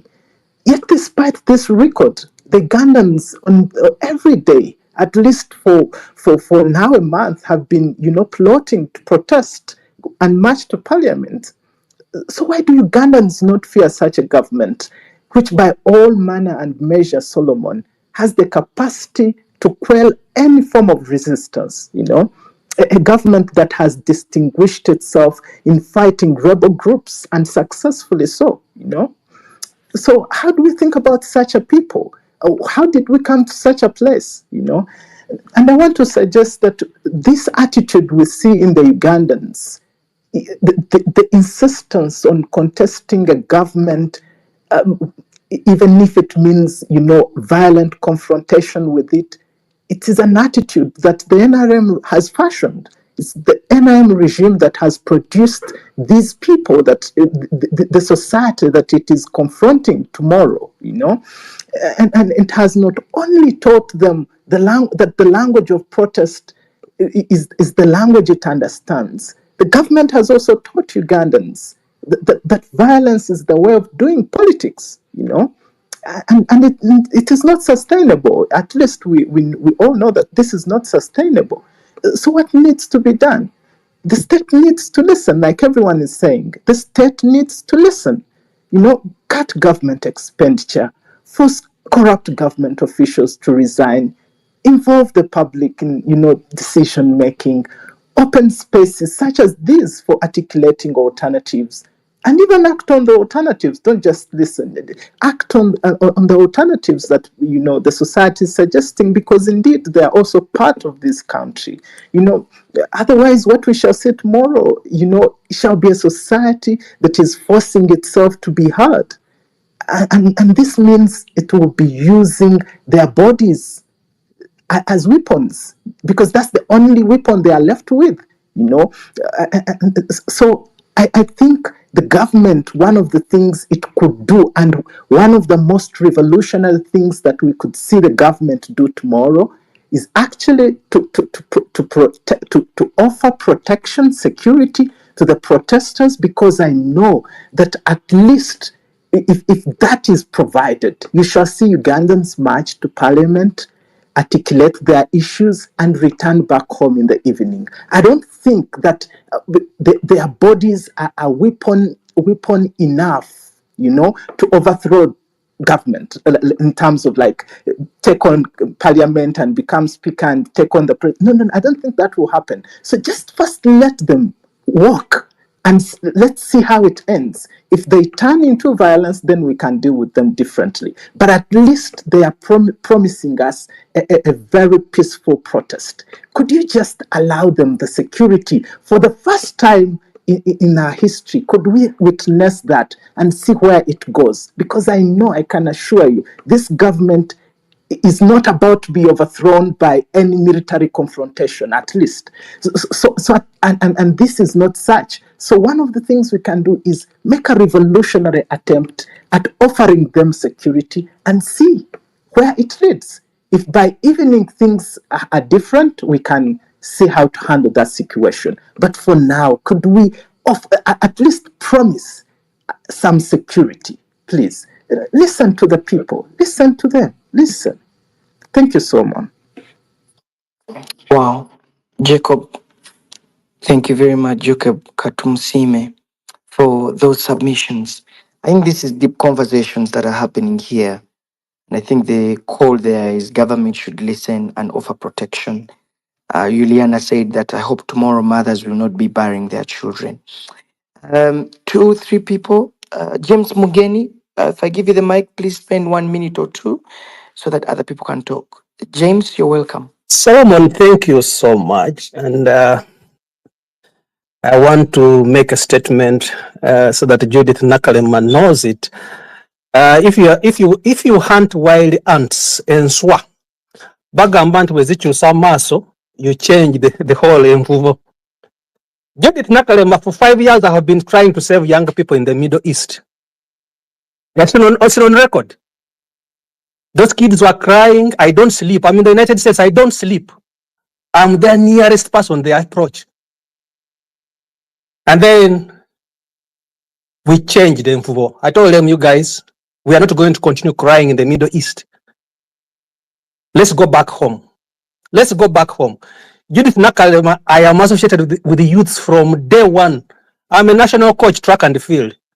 When Kiprotich got a gold medal, I was the coach in Eldoret, camped in Eldoret.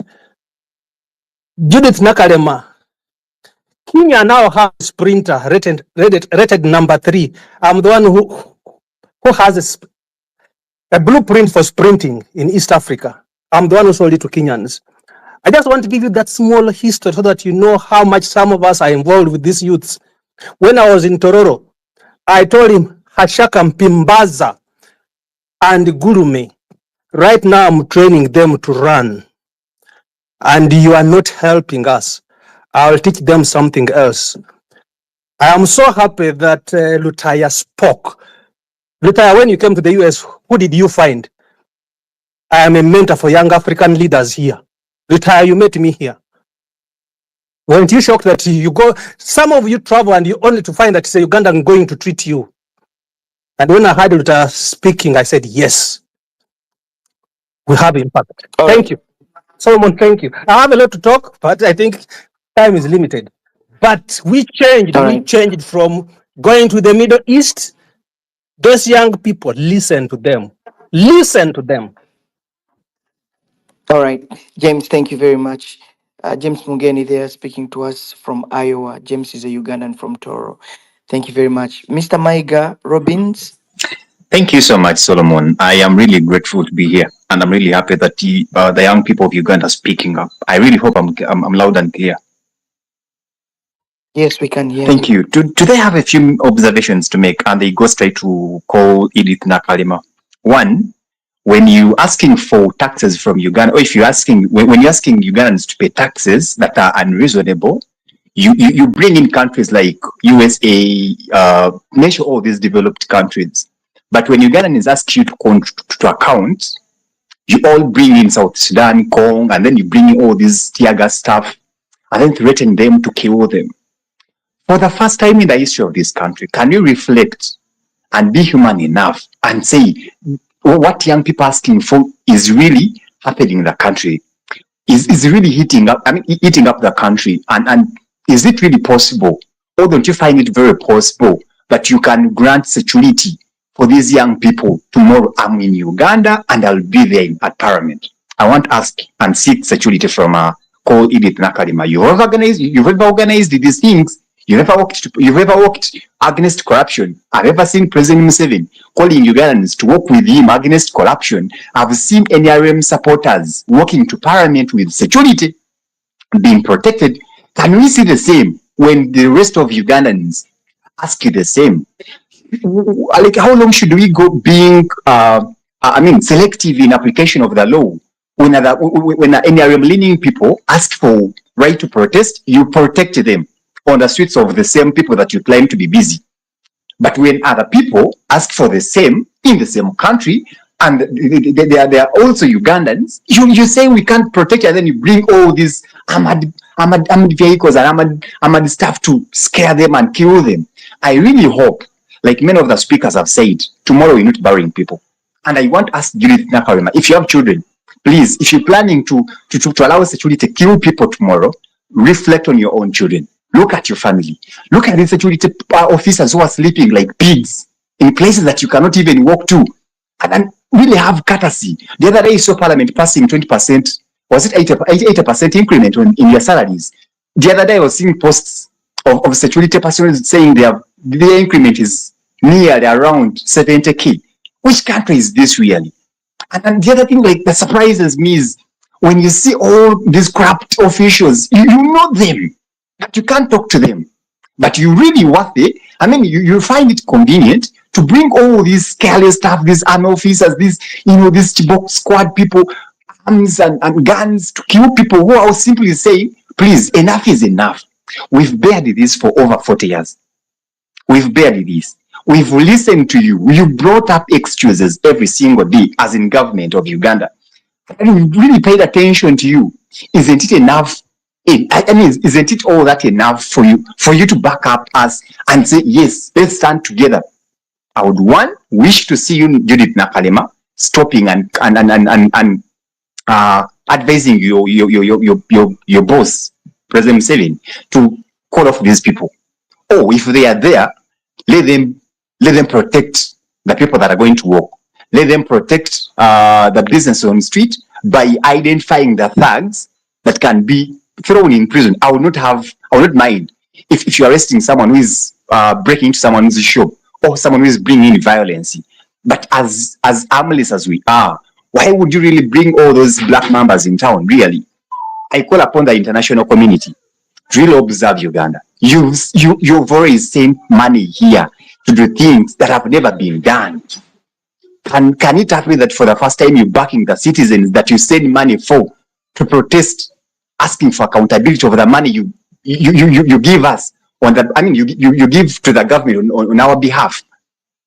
I mean, is it possible, or is it too much to ask that for the first time in the history of this country, we protest and see people that, I mean, see thugs, the ministers who are selling billions of money in cooperative scandals, people in parliament, the speaker of this parliament, like, can we see her resign and be accountable to the Ugandans? Thank you, and I call upon all security officers who are here tomorrow, protect Ugandans. These are your children, these are your brothers, these are your in-laws, these are the people that you're going to kill and go back on the same village where you stay and go and ogenozike nabo. Basogabana nga bali kuno. Tomorrow, wherever you are, if you are in Jinja, if you are in Kamuli, tambula uje ku office y'omubakawo oba uje ku office y'omubakawo oyirena sidelining and corruption omubanda accountability. Boba tosobola kujayo wekala kasengo ojja ku district offices okampingawo mpaka nga bakuwaire security mpaka these things have been addressed. I call upon every Uganda, Dabachiga and everyone to come along tomorrow. Carry a bottle of water, carry a mask, don't carry anything harmful, be peaceful, avoid and distance yourself from the hooligans who may come from security to disorganizers. Thank you, and thank you so much. Mr. Maiga, Robbins, thank you very much. Mr. Maiga is a lawyer, human rights activist, and entrepreneur. Thank you very much for sharing your views. Franco Guang, Uche? Thank you very much, Solomon. First of all, I really want to appreciate the people that have organized this. I think it's very important. Just two quick points. One is that as a stakeholder who is also a young person, this is my feeling. I think the reason why we've arrived at this point where the young people are willing to use their bodies as a shield, because we know how the state normally responds, is that there is no option. You know, even when you inform the police, because that's what the public management of the law requires you to do, to inform them, not to seek for them to consent to you to protest, because it's the constitutional right. Even when you inform the police, they say no. Even when the other time the president also said the same thing, that you cannot do it. So it's like you are pushed under the water and you cannot breathe. And so the only option is you have to try and use whatever means that you can to survive. Because as a young person that comes from a very disenfranchised area far in the north and far east, I know what it means to be affected by corruption. You know, you study, you have the education, I even hold a master's, but I have to struggle to get a job in Uganda because I'm not capable, not because I do not qualify, because I do not know someone that knows someone, and that comes as a result of corruption. So I think what we need to do, or what the country needs to do, and what our leaders need to do, is to give us a listening here. Just for once, just sit there and listen. Because corruption, everybody has been talking about corruption. Nobody has taken the steps to fight in government. The police, does not have any power to literally fight in the corruption. The people that we want them to go against, they cannot go against them. I am currently in South Africa, and you can see the difference. The Speaker of Parliament, there was just an allegation. She resigned, and the next thing you know, the police went to her place to try to find evidence, and she's fighting that to court. That is a country that the police has some little power. You can say that for Uganda. And so when the young people, when we come up to say that we want to march and present our petition, and then someone is coming to threaten you, they're going to kill you, you cannot do this, you're not allowed to do that. Not only is that even unconstitutional, but also it's just immoral. Even in a family, as a father, as a mother, you cannot live in a family where you don't want your children to say anything. So for me, without even going into the legal effects and the unconstitutional effects of these orders and all that, I think we just need to sit as Ugandans and we agree that it has reached a point where we have no way out. There is no door for us. And so this is our only chance. Our voices can be heard. People have been talking about this. It has not come out of the blue. We've been talking about corruption and fighting corruption before I was born. And so it means that we have not just woken up yesterday and we say as young people, we want to do this. This has been years and years of talking about the same thing, And the government and our leaders have shown no interest at all. And just one more thing, Solomon, as I conclude. I think that people that have been in government for so long have actually forgotten the struggle of a common person. Because if their children finish school, they just make a call and their children are working in parliament. How about us, the ordinary people? How about me that can have relatives that everyone killed by COVID? How about me then? Then I have to just suffer that. How about me that got paid for by someone out of a good heart? And I have the education, I have the merit, but I can't get the job because someone who is corrupt can make a call. And so they are literally forgotten the struggle of the common people. And I think that's what makes them arrogant. That's what makes them feel like we are not important. Because they don't know what it means to be struggling. That you find a young person under 30 has to carry a family of over 50 people because by good chance, he's the only one that managed to make it. But he's also struggling. And so everything is wrong. And so I want us really, as Ugandans, but mostly as leaders, for them to get down and reflect on what is the common man. They tell us to go to agriculture. How are you going to practice agriculture with bad roads, with extreme taxes, with the poor prices of crops and all that? How is that going to happen? You literally can't even get a government supply contract if you do not know a guy who knows a guy. And so for me, is this whole idea that the leaders have been up there for so long that they have forgotten the struggle of a common man. And on top of that, instead of giving the common man a chance, a space to talk, to listen, to express, they literally want to close that door. And when that happens, that means there is no other way out than standing up for what is right for years. Young people, we have so many years to live in this country.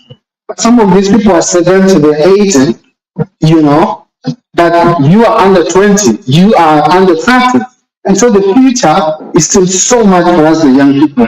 And I'm asking, as my last appeal, that government, for once, allow us to march to parliament, present our petitions, and I can assure you, we shall go back home and wait for you to take action. That's the bare minimum. That's the bare minimum that we're asking of the government. Thank you so much. All right, thanks a lot. Franco Guang, thank you. Okay, two more hands and then we'll come back to my panelists. Agaba, Adolf, you're welcome. Okay, Solomon, thank you for the opportunity to speak to this wonderful panel here. I would first want to thank Kano Edith Nakalema for giving us a time, because in this current government, it takes a lot of courage to have a person like her. When you see most of them, the way they speak with a level of arrogancy, starting with their own leader, our president, you really wonder where we are heading. But to me, I would say tomorrow is the day for us young people to raise our voices. We have kept quiet for so long. We have tried so many avenues that have called us for dialogue. They've called us, they've told us everything, but we have not been heard. Tomorrow we are not going to fight or to steal things, to do anything bad, but we just want to raise our voices. We want to say enough is enough. Someone, if you come on ground, things are really bad for the young people. If you see that so many young guys who are finishing school, but they have nothing to do, and you see how much money that is being wasted by a very few individuals who are privileged to be in this government, you really feel a lot of pain. We are tired. And to me, this is a wake-up call to each and every young person in this space. Tomorrow is the day where we need to speak up. We need to raise our voices to be heard. Let's say enough is enough. We are not fighting we are not fighting for us to get positions in government. We want to see the money we pay through taxes, to see it's being put to use. The president is always telling us to go into agriculture. We want to see that the money that they're always budgeting, let it be used to construct good roads back in the rural community, so that every young person who is engaging maybe in agriculture can easily access the market. But when you try to move out of Kampala and you go and see what is happening in the rural areas, you really wonder, where is our country heading? We want to say enough is enough, and I would request Afande Nakalema to go and tell the people in the uniform. Today I was moving around town and I saw how ready they are for us, that for us we are not fighting for our very own, we are fighting for them. Because when you see where they sleep, the kind of education their kids get, they are the same people who will be saying, let's protect these young people because they are trying to fight for us. Want to see them get good accommodation. Want to see their kids go to good schools. So the day is tomorrow. For any young person who is there and you feel like, no, I cannot go there, I'll be killed. Let us be killed. If we are all going to be killed, let's be killed tomorrow. We are, so that our future can be protected. If you see what impact the protests have had on the politics and governance in Kenya, you really see that for us we are sleeping. So tomorrow, come rain, come sunshine, we are ready. Let them kill us, let them do whatever they want to do. But we are ready. We are ready to make our voice heard. We are ready to see that we also create an impact for the future of this country and for the people, mostly to our celebrities. For those ones who have come up to support us, we really want to say thank you so much. But for the people who are really saying, it will not work out, it will not, but we want to tell you that for our own case, we are very ready to go and say enough is enough. We want to end corruption and see that everything works very well in this country. Thank you so much, Solomon. Mr. Gaba Adolf, thank you for sharing your thoughts. Last one, um, Citizen UG, you're welcome. UG Citizen 256. Thank you so much for this opportunity. Such an honor. Pleasure. I'm so honored to be here. Am I audible enough? Yes, we can hear you, but louder a bit and a Okay, bit thank you faster. so Yeah. okay, thank you so much. I know all people listening, specifically and particularly Mr. President and all security people. So the context is violent youth. That is the one I'm going to speak into. So I will start with Mr. Daniel Taya said. The NRM, I will start with his point as said, but me, I will say that NRM came to power in 1986, okay, and corruption has become a norm. The government is inaction against corruption is a violation of human rights, okay. Well, these were the key factors which led the president and others, okay, to change the country through claiming election rigging. Okay, young people voted leaders who promised them to fight corruption, but few are patriotic while many are corrupt. Okay, well, I will start with 7 points. I will start with injustice and selective application of laws. Some MPs are arrested while others are like arrested while others are left out, like the speakers. Okay, is protected and is continued to engage in corrupt like activities. Okay, the speaker was sanctioned by international community and still hold a office, receive a budget of 400 million a week. Okay, the government uses selective policies, target some individuals while ignoring others. Now, why Mawanda still in prison if you are still having a speaker? Okay, mistreatment of the young people. The number two, young people are jobless, struggling in a rich, corrupt nation due to poverty. The president tells young people to join him in fight corruption, and tomorrow he is ready to crack down all peaceful protesters using military, which isn't even needed in the process because it is peaceful. First and foremost, we don't undermine the capacity of the police. We don't. That's why we don't think of having army in our conversation. We are dealing with the police. Why are we having army in this conversation? We don't undermine the capacity of the police. We just undermine the command sometimes. So the point number two, the demand for accountability. Yeah, The that's minister perhaps the last point before I can bring back the panelists. You're Okay, welcome. You let have me 1 just minute. Yeah. Okay, let me just go to the conclusion because points are many. Why do you want the dialogue now? Let us first have the match, okay?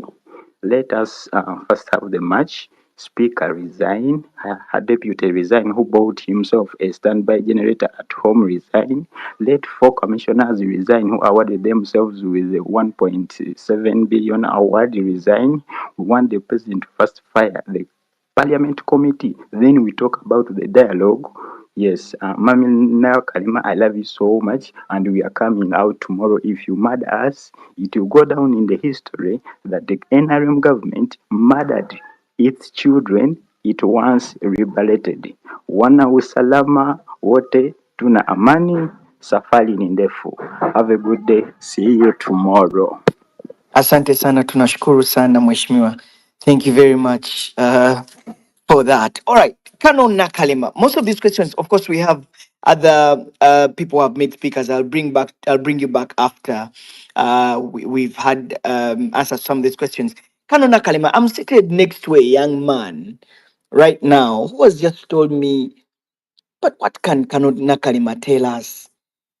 He has grown up in State House. He was the president's aide. He was, he has lived a good life. Perhaps he does not understand what we are going through as young people. And maybe he has the liberty to answer the way he wants to. And I said I'd put this question to you. But anyway, you're very welcome, Kano, to answer some of these questions, and then I can bring back some of my panelists. You're welcome, Kano.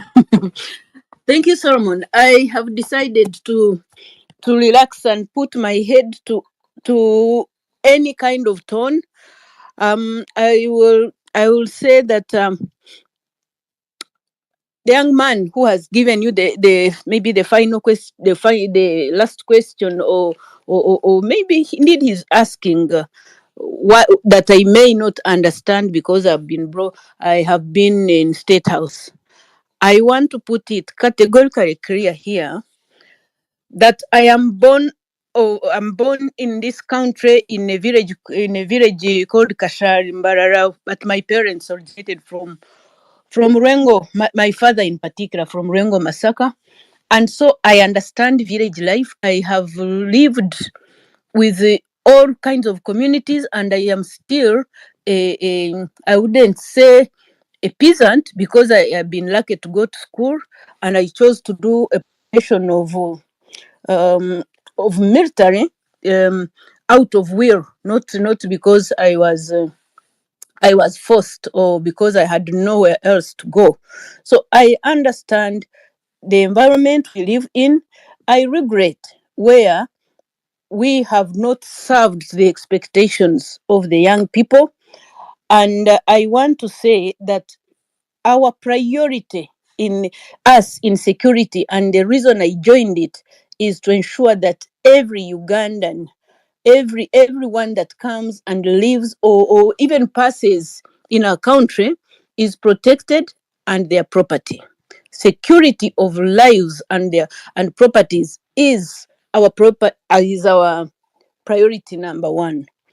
On this space, of course, I have been attacked, and at some stage, I felt like coming in even before you gave me permission. But thank you for having a very organized space and controlling the questions very well, Solomon. I appreciate the fact that I have been allowed to listen in to some people who are so angry, others who are asking for protection, which we must provide at all costs. This I speak with with my heart that I chose to offer, and I do protect lives. Solomon, allow me first to do some bit of accountability before I go to specific persons' questions um, that were directly maybe attacking my role or even my personality, because I think it is the academician Spire who, as he was concluding, while he was gentle in his speech, but I heard him say that they are supposed to answer or go for our crimes, the Nakarima's crimes. I can never be a criminal. I chose to love and serve my country, and I do it wholeheartedly. Lillian attacked me, but Colonel, just for the record, it wasn't Jimmy. sorry. It wasn't Professor Sentongo, Jimmy Spire. It wasn't him. I just wanted to clarify. He hasn't spoken on this space yet. Oh, But you can but go there's ahead. someone who really said that they are here to bring out the crimes, and then say the crimes of the Nakarimas. And sorry, so I didn't get the name, and I apologize for having mentioned the Please name. go It ahead. wasn't. Yes. Madam Lilian, with all due respect, you really went beyond to say that I will be glad when the people's children will be dying. I have personally protected Ugandans and their children while leading the anti-corruption. I personally led investigations that recovered children that had been sold, that had been brutalized by some of their relatives. And I am on record for fighting for rights of the vulnerable. On the 8th of June 2021, during COVID, I led a team of officers, the then KMP Commander Moses Kafero, Senior Commissioner of Police Kafero. We stood in the park for over 14 hours, standing and rescuing children of Uganda who were stranded in the park. And not that we were part of that. It was COVID that shocked the whole world, and so some of the decisions were made hurriedly to close schools. And so I have personally been on record going beyond the mandate of my deployment, but as a security officer, to protect and ensure that Ugandan vulnerable children who can't speak or decide for themselves are protected. There is a Ugandan that I want to first of all appreciate before I continue. Mr. Sorry, Kano, before you appreciate that, Ugandan, I just wanted to just a quick interjection. What Juliana was asking is that she made it clear that I hope mothers will not be burying their children tomorrow after the No, protest. Juliet. And as a mother, she was imploring you that people do not shoot at young people who are going to be on the streets. Well, Juliana, the way she was speaking was like, we don't know what we are doing. I don't think she has seen any Ugandan security officer shooting at children. That can't be. And there I want to remain on record that really Juliana belittled us. We know what we are doing. We protect Solomon. we know what we are doing, and we do it with our whole heart. Solomon. Nobody can go to shoot Toko, I'll children. bring you in. Let's kind of first submit. Sorry. You're welcome. Continue, ma'am. Nobody can choose to shoot a child. Those who died, I think on the 18th of November, it was regrettable to all of us. Those were terrible mistakes, and the lives once lost, we lose them. We wish we had a way to really have them live again. But nobody is planning to kill anyone, at least in the security forces where I belong.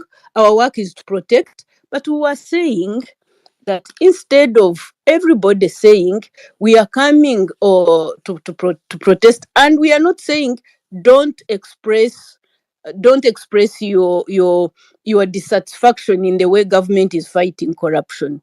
We are saying kindly, instead of causing some uncontrollable or controllable uncontrollable movements, can you come to institutions and present the cases where you have not been satisfied?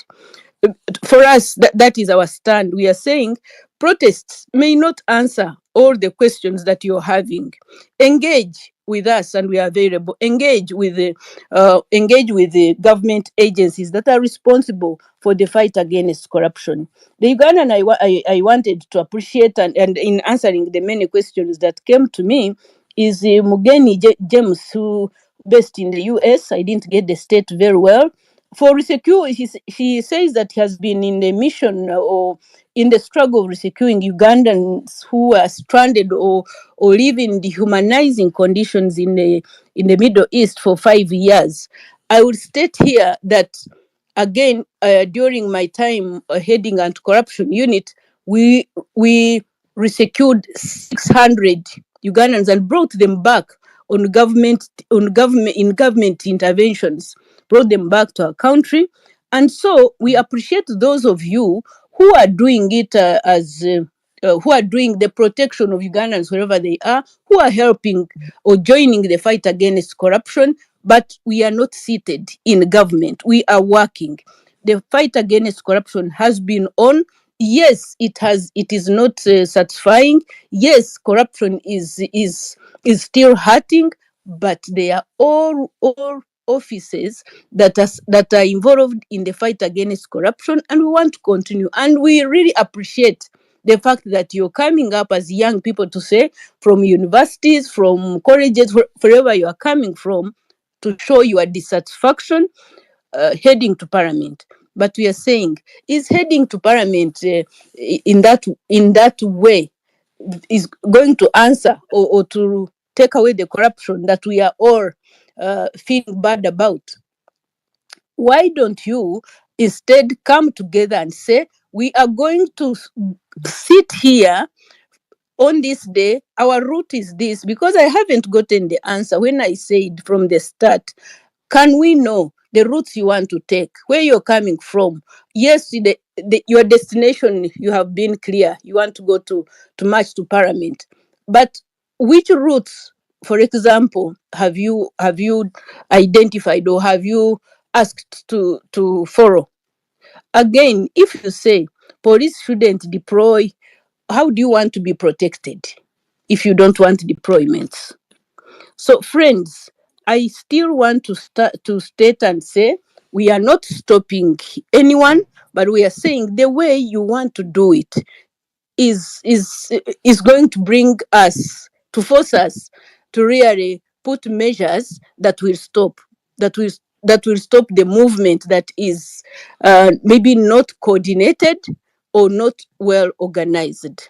Because it's about ensuring that everyone, wherever they are, where they live, where they work from, where they pass, we need order, we need security, we need to be sure that there is not going to be any crisis. Because, like they say, prevention is better than cure. They are friends who are saying, no, you protect us and see if there will be violence. How are we sure that you are going to march? How should we wait to see how you're going to get there? How about where you're going to pass?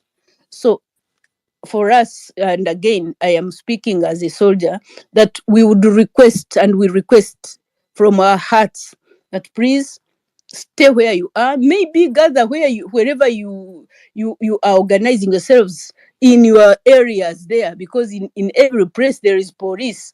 Be there and then call government and say, we are here in our districts, in our cities, we have gathered ourselves wherever you are, and then call upon government to come and address your concerns. What else should I say? That's my main appeal. And thank you, those of you who are appreciating the fact that I have decided to listen in, and I appreciate all your concerns and your appeal that of the need for protection is our duty. That one, we take responsibility. We must protect you, but we want to protect you in a better environment where you are, or when you are to work, let us know where you're coming from, and then the route you want to take, so that we deploy with clear information. But if you're saying everywhere, everybody come up in the morning and we start the work, we wouldn't like to be in a very disorganized city. Ours is to ensure that there is order, there is security, and that we engage. I allow me apologize on behalf of the government I serve or I work under, that where we have failed to engage you earlier, we are sorry. But now we are saying, please give us a chance to listen to you and tell us what you want us to do, because on our side we are doing everything possible. When I was heading the anti-corruption, and I think it came up that we have been here, we are doing nothing. No, in my 3 years as head anti-corruption unit, which unit is still doing very good work. I am sure that in every year over 100 corrupt or implicated individuals are taken to court. In my time, we took 321, and there were 3 years. We recovered government money back to the consolidated fund, 35 billion shillings. We took accounting officers to court, starting with the former permanent secretary of the office of the prime minister. The CEO, Gaming and Rotary, was convicted. The secretary, Uganda Human Rights Commission, the secretary, Uganda the Equal Opportunities Commission. We cleaned up Post Bank, and it is now doing very well. We took the MD together with his commissioners. Post Bank, as a government bank, is doing very well. We cleaned up Nagric. So we've been working, but the fight against corruption needs every hand. It is, I don't agree that government is selecting who to touch and who not. No, where there has been enough evidence and with the collaboration and allies, the government is doing everything possible to clean up government. But we know for sure, and we are all in it, that corruption is eating up our country, but we are not seated. Therefore, I request heartily that friends, instead of coming from everywhere, choosing to come and in a way that is not organized according to us in security, because you haven't revealed your roots, you haven't revealed your where you're converging, and so that's why security is now, we are deploying. They are deploying everywhere, and I don't speak for police. Neither do I speak for army. Meanwhile, I speak as a security officer or a soldier, because I know that security of everyone is a responsibility of all of us, but it beginning with everyone where they are. I would want to pause at that, and if there is any other question I All should right. touch, I am available. All right. Just a quick one before I can bring in Spire, who is my Yes. panelist. Kano, someone asked, but don't you see the corruption that is in parliament? I mean, there's sufficient evidence. There's overwhelming evidence that has been brought on the table. And then you choose to look away. We are not looking away. That's why about 7 members of parliament are already in, have through courts, are all in prison. I mean, they are on remand. The permanent secretary again of trade is under investigation. So I heard actually the person, and I think it was YK, or Mr. Kiria, who was saying, why not touch the speaker? I will not speak for parliament, and surely for now, again, I am not heading the anti-corruption unit, but my boss and senior brigadier Isoka is doing his best. Once there is indeed evidence, not verbal, the speaker is not above the law. But now, no one is going to run and take the speaker to court without clear evidence on paper. All right. Thanks a lot. Kano Edith Nakalema there. Thank you very much for your time. Stay with us. I'm just going to bring in my other panelists to make to respond to some of the issues that have been raised. Professor Jimmy Spire, thank you very much for joining. I know that you've been busy, but let me give you the microphone. You're welcome, sir. Yeah, thank you, Solomon. I'm sorry for joining late. I got caught up. I got held up. I couldn't really come in on time. But I'm sorry I've missed much of what has been said. So whatever I can contribute, if I'm repeat myself, it's because I did not hear much of the first part. Yes, Solomon, is there any specific question for me? We were talking about the conversations has really been largely about the protest tomorrow and the pushback against corruption. The young people are organizing tomorrow. As you might have noticed, there's heavy deployment. Kano Nakalima says that the organizers did not come out to give clear direction, and therefore they have deployed heavily to quell any form of protests. We wanted to hear from you, the march to parliament tomorrow, what you make of it, and whether you think it will yield any results. You're welcome. Yeah, I think maybe I would have to start from where all this is coming from.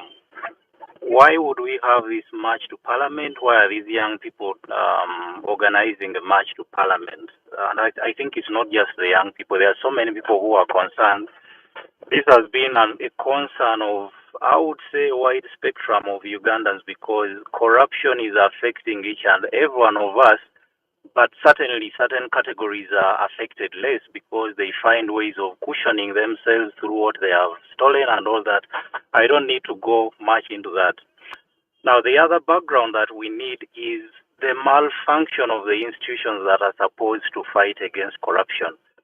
The little that I heard Kanona Kalema say, and of which I would have to thank her for what she has done, but when you listen, you hear that it's so much about her person and her unit as Kanona Kalema, and not so much about what the institutions, the constitutional institutions that are supposed to fight corruption are doing or they have done. And why would we be concerned about that?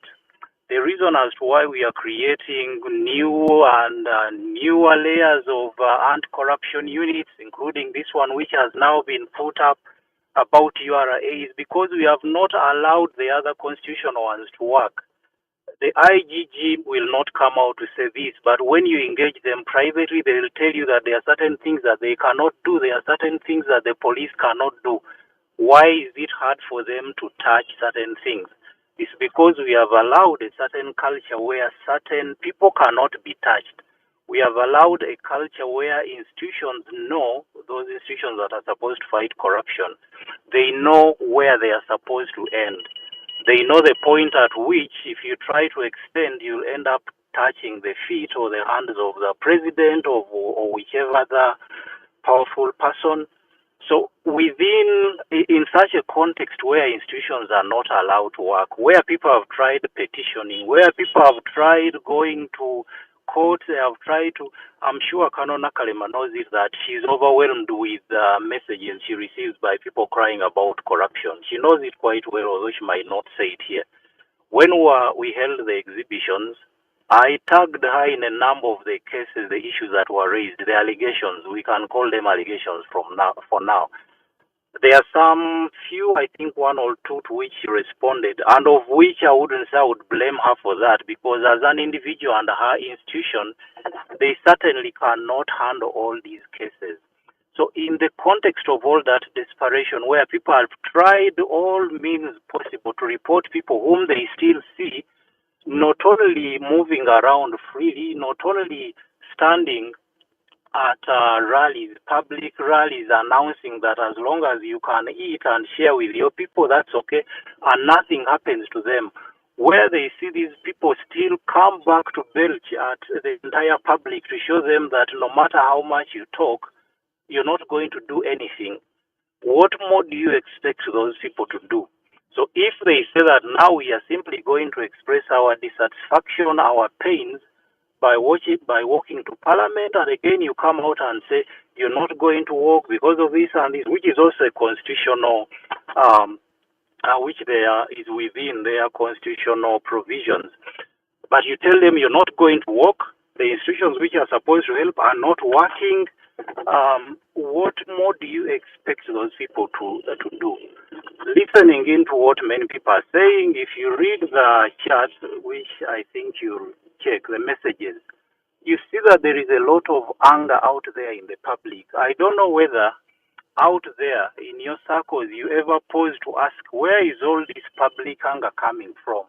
Are these people simply ungrateful? Are they simply very hard to satisfy? Or there is something that we must address? I don't know whether you asked that question. If we cannot engage with where this anger is coming from, and we think that we are simply going to stop whatever measure, initiative that people come up with to fight for their interests, to fight for their legitimate, for their rights, I don't think we are going to address the problem sustainably, because history has it, or the entire world experience will show you that where people have pains that are existential, pains that are about survival, they will always find means, no matter how much you try to suffocate them, to gag them, to frustrate their efforts, they'll find alternative efforts. So that is where I think we should start from. Not simply trying to block, even if you block all these channels, you block the streets and you fill them with tanks or these military, the presence that is supposed to show might, that is supposed to show that we can always handle you, we'll always get back to you, you're not bigger than the state. Small as these individuals seem to be, small as these young people seem to be, at a certain point we will not be able to contain this. And no one wants this, because when violence erupts, you cannot know who is going to be safe. You cannot know who is going to be injured. I don't think it is in any of our interests as individuals that there would be violence. So when the state tries to front violence as if it is a fear of only their side, of only the business community, even those that would want to work, some of these businesses could be owned by our relatives, but even if you leave alone business interests, we could as well end up being injured. The young person who is going to the street there, the young person who is marching to parliament, seeing all those guns, seeing all those soldiers, they know that there is a risk of being shot. They have seen what has happened. Kano Nakalema, you have mentioned what happened on November 20, 2020. They know all that, and it would mean that since by our natural instinctive drive towards self-preservation, no one would want to die, no one would want to be injured. But ask yourself, why would these people still insist on going there? Are we all just deluded? Are we all just being confused, as the state said, rather the president said the other time, that these people are being used by the opposition and foreigners? That kind of speech implies that he does not appreciate the pains themselves. Why would a foreigner come to try to convince me or any of those young people that corruption is bad, that we should stop corruption, that we should fight these extravagance where you see people flaunting palaces of homes, flaunting whatever kinds of things, generators which are bought on our money for people's private homes. We are paying for their water, we are paying for their electricity, we are paying for their clothes, we are paying for all extravagant kinds of things, luxuries that they've ever desired. But you don't seem to appreciate those pains. You don't seem to appreciate the injustice that is embedded in such broad day performances. I think that is where the problem primarily is. We cannot respond to people's pains with arrogance. We cannot respond to people's pains by simply telling them, no, we are doing a lot, you have to continue dialoguing, you have to continue engaging. It's not that people have not tried to engage. It's not that people have not petitioned Parliament. It's not that people have not reported to the IGG. It's not that people have not come to you, Kano Nakalem. But we both know that this has reached a point where we know that if we don't do anything fundamental, nothing is going to happen, because we have normalized it. Because if we can hear the president saying that, if I catch all these thieves, whom am I going to work with? If we hear the president saying that, some kinds of corruption are by mistake, rationalizing corruption. And if we also observe that as you arrest these MPs, the ones who are being on charges of cooperatives money, there are others who are not touched. There are others where there is glaring evidence, and I still want to maintain, I know they keep saying that these allegations, there was glaring evidence that came out through the exhibitions and through other things that have been coming up over time, where we don't even see a semblance of an investigation. We don't see concern. Instead, what you see, the president is taking photos with them holding their waist. What kind of message do you think that sends to the general population? That is what should make us understand why people would resort to such things like simply walking, and they are saying they are going to peacefully walk. So what other alternatives are you providing with these people who are now desperately reaching a point where they know no matter what other formal measure we try, nothing is going to happen? When we try to speak out, we are told that we are being funded. When we try to speak out about these existential matters, we are told that those are homosexuals, those are bum shafters, whatever other kind of uncouth language. That is nonsense. That what do you expect if you are the one? And Kanonakalem, although this might seem like it's addressed to you, it's only because you're the person, the one representing government in quotes here. But it is a message that goes out to those whoever has the power to do something. If you're the one, if you place yourself in the shoes of an everyday person that is struggling with basics, an everyday person that struggles even to find food, that struggles to educate their child, that struggles with small things, and you see all this happening, and you also notice the arrogance with which it is done, and this sense of entitlement by which we are showed that we are nothing, that we cannot do anything. What would you do? How would you feel? Because ultimately this is about being human. We can talk about all laws, we can talk about all whatever else, institutions, but the primary thing that should motivate us in addressing these matters is humanness. As a human being who is in such a condition where you see other people eating on your behalf and wasting on your behalf, what would you do if you are the one? I know it is a bit difficult because some of the people in those positions, some of them have never even lived in lives of deprivation. But there are even those who came from backgrounds of severe deprivation, but having reached up, the priority is to sort of make up for what they did not get maybe in childhood, and they make up by untold showing off and all kinds of things that I think just serve to increase public anger. That's where all this is coming from. And I think the first response when these young people started talking about their protest, their march, would have been, what are the issues? What can we do about those issues? That is the engagement. That should have come much earlier. They have been announcing this march, I think, for, is it 2 months? Some people even said, you're not serious. How can you be announcing a march 2 months ahead? They have been announcing from way back, and I think part of the reason was you're testing to see if these people are finally going to be concerned. Nothing. Until the last minute where the message that again comes out, this is illegal, try it, you're playing with fire, you're going to see what will happen if you try it, are those responses that really show concern. I've not heard any message that says, okay, you have very legitimate concerns and we are going to do something about it. This is what we are going to do. What do you think has not been addressed? And the state tries to address themselves those matters. I've not heard any such a response. What do you humanly expect?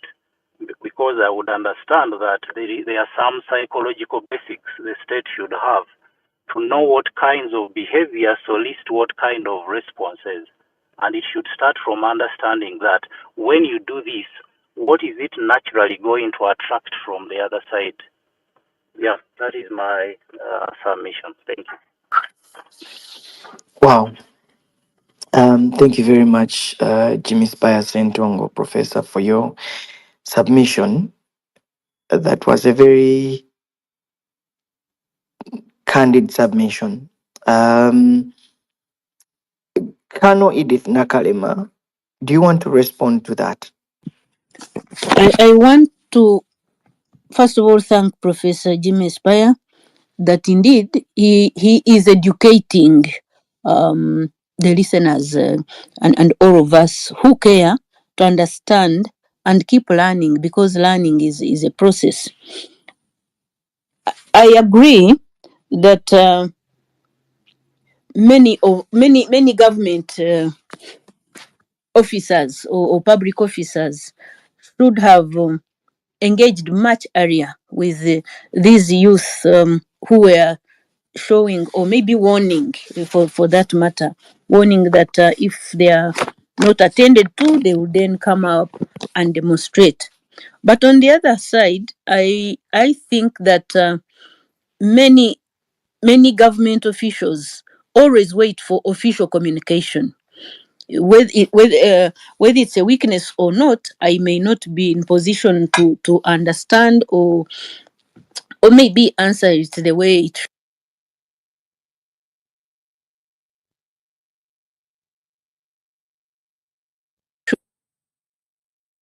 many ways in many ways um, government and or public officers wait for official communication. Personally, and I want to be very honest, that if I had not been told by friends and youth who I engage, I wouldn't have known about this arrangement, because I think it has been more online. And for me, I yes, I have my Twitter account where or X account where I am somehow active on my line of duty, or within my line of duty. I wouldn't have known. So we will say we are sorry where we didn't follow the concerns of the youth or Ugandans who are mobilizing themselves to march tomorrow. We may have been caught up. I know, and it's true that we have as government, there are many agencies that gather information um, through intelligence and external, internal, and our own in the military. But sometimes you don't take serious things that are online once they are not officially communicated to agencies of government, or talking about individual persons. So when young people are online saying we are going to demonstrate, you may not come up to say, uh, come here and tell us reasons why you want to demonstrate. But also there has been kind of threats, as they communicated these this much. They are planning tomorrow, or if I may be excused to say that you are planning tomorrow, those of you that are planning, that is to say, there were threatening statements. Come 23rd, for example, come 23rd, Kampala will be on fire. You're going to see us. You're going. I think that kind of communication causes security now to be on alert, because you don't want to take any risk in security. You don't take any risk. Everything that is suspicious, you prepare for it accordingly. But also the force used to deter some situations is not the same. So I again want to say that friends who are telling us that they don't want to see people's children being buried tomorrow, I think those are strong statements. There can never be any government on this earth whose security will prepare to kill anyone, old or young. All It right. can't be intentional. All right. Thanks. Thank you very much, Kanoidi. That means you'll not be shooting at people tomorrow. It means that you will not be tear gassing people. No, tear gas is allowed when there is crisis. It is allowed, and I want to be on record that I don't speak for Uganda Police Forces. Neither am I a spokesperson of Uganda People's Defense Forces. Those are forces that have their able leadership. I am just an individual soldier or officer of the UPDF. doing my work in security, but also in the direct role of protection of investors currently. Okay. All right. Thanks a lot, Kano Edith Nakalima there. Let me go back to my panelists and then I can come back to you. But firstly, perhaps, thank you very much. Stay with us, Kano. But let me first bring in just real quick two people. Daniel Kauma, you're very welcome. Karibu. Thank you so much, Solomon, for hosting this space. And I thank all the speakers. I think you have been very articulate on many of these issues. I was listening carefully to Kano Edith Nakalemand, and I think there's a pattern within people who work in government or for the Museveni regime that they don't think that Ugandans have a right to protest. I was trying to piece her words carefully. She was saying you're going to cause uncontrolled movement, stay in your regions, advocate from there, you're going to be causing disruptions. I live here in Washington, D.C., and I can even apply for a protest permit for tomorrow and they will give it to me. Or 2 days. They will escort you on the road. They'll walk you carefully where you want to go to protest, whether it's the White House or State Department or even the World Bank. The police will work with you. They will guide you. You express yourselves, carry your banners, and then you go home peacefully. So I want to ask Kano Nakalima to tell us, when is the last time the opposition or anyone who was protesting against corruption or anything the government is doing was allowed to get a permit in Uganda? If she can help us, because one of her argument was that the youth who are protesting haven't provided where they're going to pass, their routes and where they are going. So I want her to maybe tell us, when is the last time there was an approval of a protest by the government, by the Museveni government. If she can remind us when that happened, then that will be a good example for other protesters to follow. Because clearly there's a trust deficit between the police and military and the Ugandan people. Just today, they went and raided at the NUP headquarters. NUP is not involved in this protest. They went and mugged the leaders of the National Unity Platform, Dr. Zedriga and others, Honorable Zake. They are sitting in police right now, and the police comes out with statements that, they are going to make a press conference with a large crowd of numbers. So, Kano Nakalima, there's a trust deficit between the Ugandan people and the police. The police comes out outrightly and tells lies to the Ugandan people, in the faces of the Ugandan people. It had even become a joke that the police spokesperson always comes out and tells lies which are blatant, which is obvious that they are lying. They went and raided the NUP offices. They beat up young people. Most of them are now sitting in cells for no crime, and they're going to come up with a fraudulent statement saying that they committed X and Y and Z, which is false. So how do you explain that, Kano Nakalima? That the police and military, you said you don't speak to them, but you used to work with them or you work with them. How do you explain those lies that are created by the police and military to torture, to harass, and abduct young people? You went to the NUP headquarters. They had done nothing. They were going to work. Dr. Zedriga was going to work. She was mugged. Honorable Zaki right now is sitting in a cell for no reason whatsoever. So this is the trust deficit that exists between the Ugandan people and the police, because you are not honest. You are not honest. You cannot be trusted. So that's one of the points. The second point I want to make, Comrade Solomon, is brief, is that tomorrow my request is that for journalists, we need your cameras to protect the Ugandan people. Solomon, you're a journalist, and many other journalists on here. The only protections the Ugandan people have, the young people, is the cameras that expose what is going on. So I request all media houses to have a presence to protect these young people. Most of these people who want to protest, they are doing it genuinely because they care about the country, because they love the country, because they believe Uganda should be in a better place. So journalists have a strong role to play.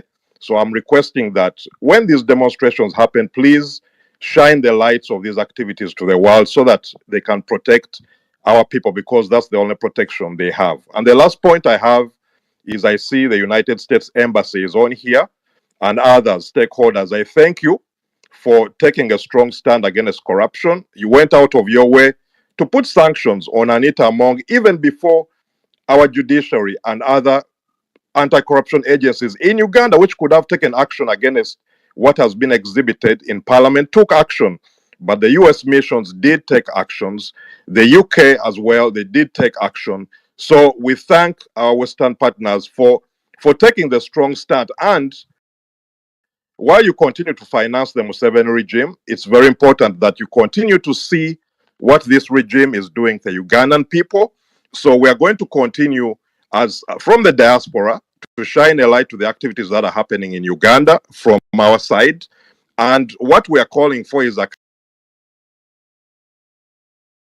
accountability for some of these regime members, because most of the wealth that they take from the Ugandan taxpayers, they invest it abroad.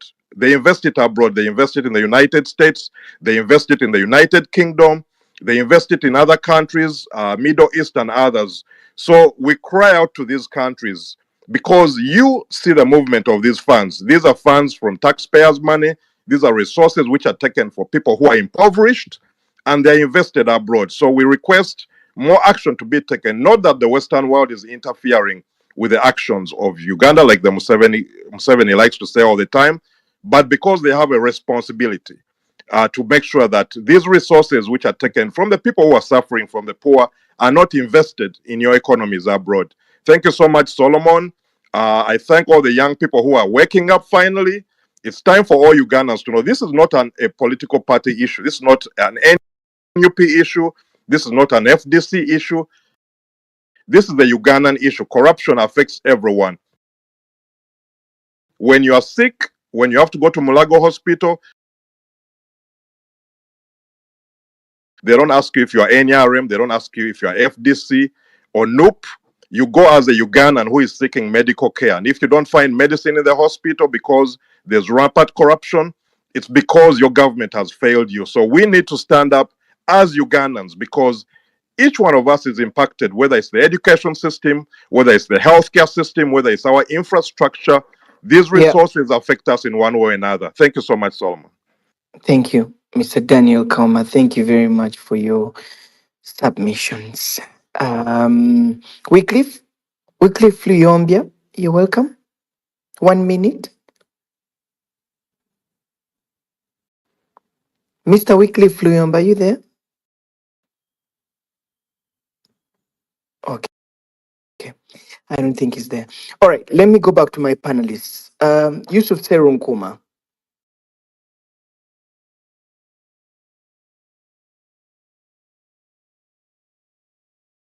You're welcome. Thank you very much, Solomon. I patiently listened in.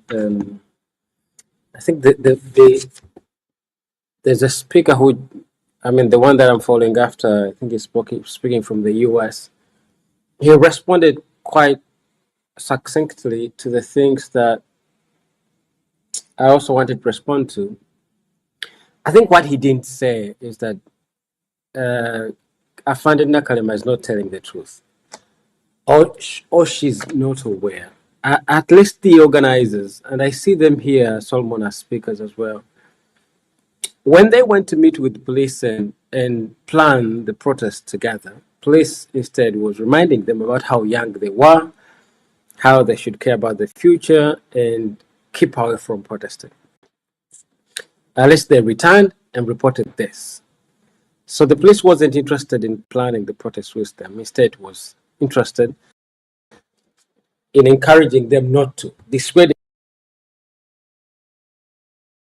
them from taking part. So if it's a technical issue and you're saying we don't know the routes they're going to take, we suspect ABC might happen, at least there was plenty of opportunity to sit down and discuss and agree on the ways forward, on how to successfully execute a peaceful protest. But all that didn't happen because there's an obsession with simply stopping it. Right? And Solomon, I hope you give her a chance to speak. I see her here as one of your speakers.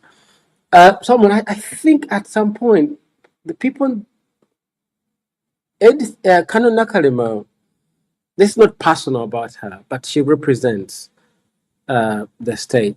And I think people tend to forget that they're public servants.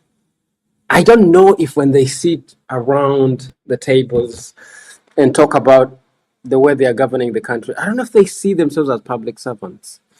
I don't know if they even remember that there's a thing called a constitution, which has clauses they have not changed. Unless they've changed all those they're not interested in, but there are some that they are not changed. For example, it is not fair for Kanuna Kalima to start and choose for young people who have an equal stake in this country that this is the only way you can go about expressing your grievance, because the constitution has provided plenty of mechanisms of expressing grievance, and it's up to them to choose how to do it. So if they've chosen protest, which is constitutionally protected, you can't then say they can't choose that. Is to assume that you have a higher stake in the country than they do. You see, is to forget that you are a public servant, and all that you do is defined in a document, which even it's been so mistreated, it has clauses that have not been altered. So before you alter those clauses, at least respect them. If you don't think they should be executed, remove them from the constitution. You know what I mean? So the people moving forward to protest choose a particular section of the constitution that they feel suitable for them in the moment to execute. But some, I think, I don't know if we still have plenty of time, because I really wanted that the people who I know have been trying to organize the protest really get the chance to speak. I think tomorrow is not the day. Tomorrow is the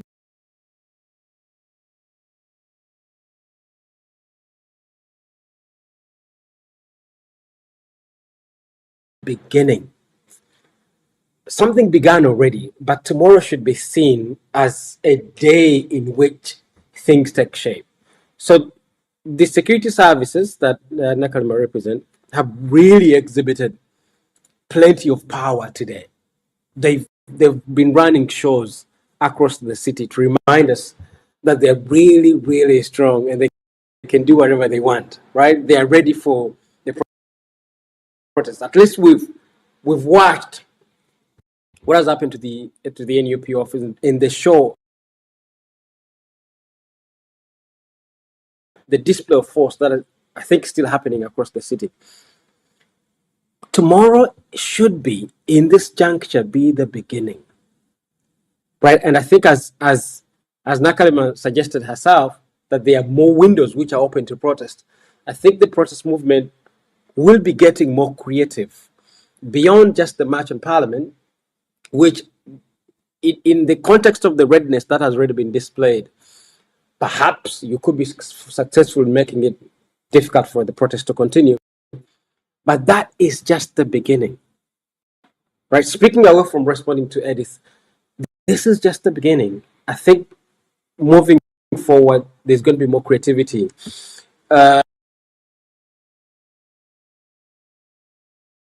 More icons are going to be born, and I see. I mean, as considering the way Waiki Bender spoke, Azawi and Pfizer Fabs, all these people that read our public domain are celebrities and they carry a bit of clout. It is possible that tomorrow we see more icons being born, coming into the platform and joining the movement. And I think we need to give credit to the young people who said, let's have this thing happen tomorrow. And those who came before them.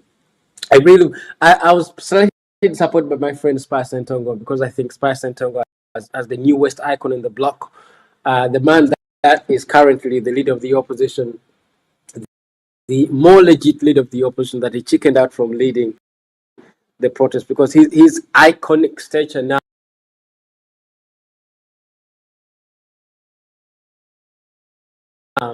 would have given the protest more oomph. But he, because the struggle is trying to choose him to lead the struggle, but I think he's still developing cold feet. But I'm very hopeful about his progress. But I am confident more icons are going to be born. Kano Nakalima and the group that she represents have showed us that this avenue is going to be a tug of war, right? But I am confident more avenues are going to be born, more spaces are going to be open, and more icons are going to come on board and move the protest movement forward. All right, thank you very much. Dr. Yusuf Seronkuma, thank you very much. Godwin Toko, you're welcome. Thank you, Solomon. I just want to respond to Colonel Edith, who has repeatedly said they need to protect the marchers. Protect them from who? Protect them for what? Every single day in Kampala, there are about 4 million people who go about their ordinary lives, doing their businesses. The police protects them by simply ensuring that there's basic law and order. So that should be the case tomorrow. If people are going to march, in fact, the records show that every time Ugandans organize and there is police, that's when the chaos comes, that's when the deaths come. For the whole of last week, the NUP have been in Western Uganda, organizing, meeting people. There have been no serious issues. When the police come, that's when the problems start. And then she talked of the fact that, of the claim that the Ugandan state doesn't kill people. It does kill children. During the walk to work, a young girl called Juliana Rwanga, who I think was only months old, was shot and killed by these officers.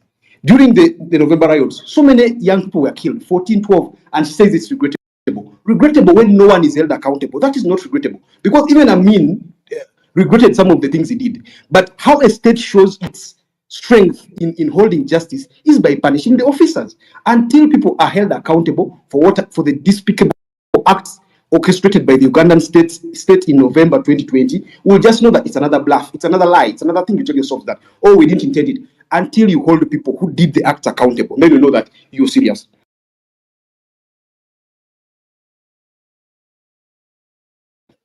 Very recently, there's a young lady called Owena, whose mother was a street vendor. This girl went to her mother to pick stuff and then go back to school. KCCA, another rogue and its rogue elements, came to evict vendors and they shot this girl in the tooth. It took Agora last year running a serious campaign for KCCA to even acknowledge that they made a mistake and compensate her and her mother. So I think what Kano Edith Nakalema needs to do is not protect the marchers tomorrow. Just let the police and the army do its normal job. If they are looters looting shops, those are the people you should go for. If there are bad people trying to touch petrol stations like they have said for a long time, go for them. If they are terrorists and your intelligence says that, we Ugandans appreciate you if you keep those terrorists at bay. This issue of protecting Ugandans from a threat that doesn't exist shouldn't be an excuse that is pushed repeatedly. Now, she also said that they don't know where people are marching from. I'm reliably informed that the meeting held last week at the police headquarters, that same question was put to the 4 people who signed the letter to the police. And the people said they want to march from the railway station in Kampala to Parliament. That's about a distance of, I think, 3 kilometers at most. And even then, the police couldn't allow them. What the police went on was a long lecture of how these are children. The children should first go and study. The children should first go and read their books, and a whole load of hogwash that the police told them. Now, that is the problem. When these people are saying that they're marching from the railway, you should guide them maybe at that point and say, okay, we will arrest people who are not going to be at railway, and then allow them to organize based on how they are going to do it. She has said that they've been recovering a lot of money. Commendable, but I've seen the records. As of 2020, the State House Anti-Corruption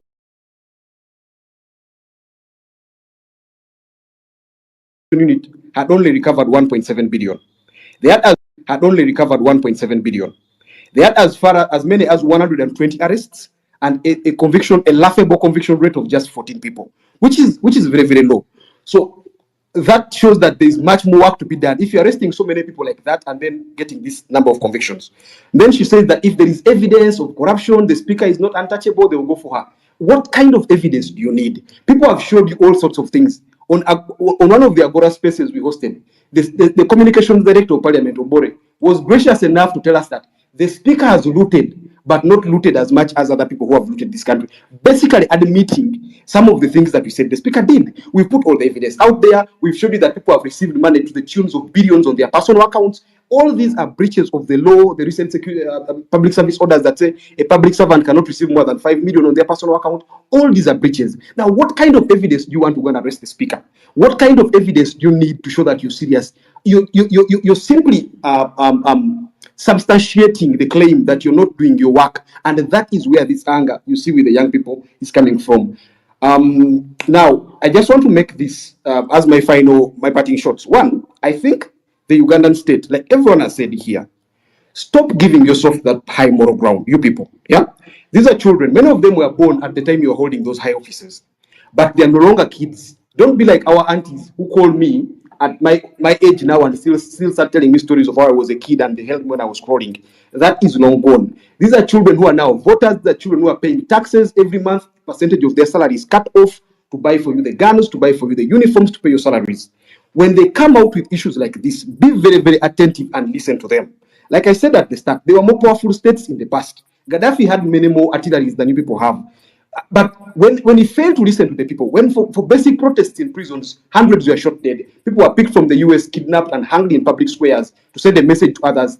The state of Libya got to a point in 2011 where it is now, it fell flat because people will always protest. You need to give them an avenue to protest. We are human beings. We have different opinions. Sometimes the protesters will even be wrong. Sometimes they'll know that when they protest, they won't achieve the results. Because that's another thing they have been saying all along, that, oh, you'll not achieve the results. Let them try and not achieve the results. It's just a case of them venting their anger, showing their frustration to the powers that be, that you people, while you paid for us capitation grant at UPE each of 20,000 shillings, how is it that the speaker has a budget of shopping of this much? How is it that the money the speaker and the deputy speaker receive for buying generators is enough money to pay for hundreds of thousands of children in UPE, children who are studying in classrooms that are almost falling on them? Hospitals are going without electricity. West Nile has never had stable electricity. Where I come from, West Nile, they've never had stable electricity for all this while. And I know Kano Edith Nakalema, as our Moko knows that very well. We've never had stable electricity. But you see all these expenditures of these few individuals, yeah? And then you're saying, oh, let's go for dialogue, let's go for all this. Granted, do you mean it? Do you mean to have the dialogue? What were you waiting for before having that dialogue? Were you waiting for this people to say that we are organizing a match and then you realize and say, oh, we can have a dialogue? And what is the dialogue going to be about? Because corruption is a crime. Are we going to have dialogues about crimes? Are we going to have dialogues about defilement, about rape, about theft, about robbery, about treason and all this? We don't have dialogues about them. Please do your work. Get the people who are corrupt, make the price of corruption high, put it very high, and face the reality. And how you're going to do that is to show that you're acting. For as long as you keep threatening people, and this country has that very funny history. Yeah, there have been people like Idi Amin. People tried to talk to them, they didn't listen. There was about people tried to talk to him, they didn't listen. Even this very state, the president keeps saying, "I'm going to crush the opposition." Well and good. You will crush the opposition. What are you going to end up with next? There's that Marxist saying that you don't want to address the contradiction because you could end up with something more complicated. So if these young people today are giving you the opportunity, they are gracious enough to come out in the open and say, we want to march to parliament. And they're saying they're starting from the railway to parliament. Guide them, say, okay, let's have you at the railway. We are going to protect all the businesses along this line. That should be your role, not protecting them because they're not coming to beat themselves up. So you protect the business along that line of marching and ensure that there is no looting because yes, sometimes people take advantage of marches to loot. But that even when people take advantages of marches to loot, and they've even taken advantages of elections to loot, to kill. We have never said we can't have elections because people will kill each other. We have never said we can't have the president marching against corruption because there may be a chance of people looting. You prevent the problem from happening. Not the problem doesn't become the marching. So for as long as we keep dilly-dallying, we keep playing with these things, I think we are missing a very, very big point here. And the ball is in our court as Ugandans. For people who are organizing the marches, I feel like you've done so much. I see the panic all over the place. One of my colleagues has just told me, has just had to escape from his home right now because they erroneously think that he's part of the organizers of the match, even when we have said repeatedly as Agora that you're not the people organizing the match. There was a numberless double cabin at his place, and he had to escape and run away. And now, as soon as he left, the double cabin has disappeared after realizing that he's gone. So all these Gestapo tactics that the Hitler police used, those things are not going to work. People, let's listen to each other. We have a country to protect. If we play with it, maybe we will not have it tomorrow, but we still have a chance. Thank you, Solomon. Godwin Toko, thank you. Thanks to all my panelists. Just three more people, and I promise I'll give my concluding remarks. Cynthia, you've been here for a while. Cynthia, you're welcome.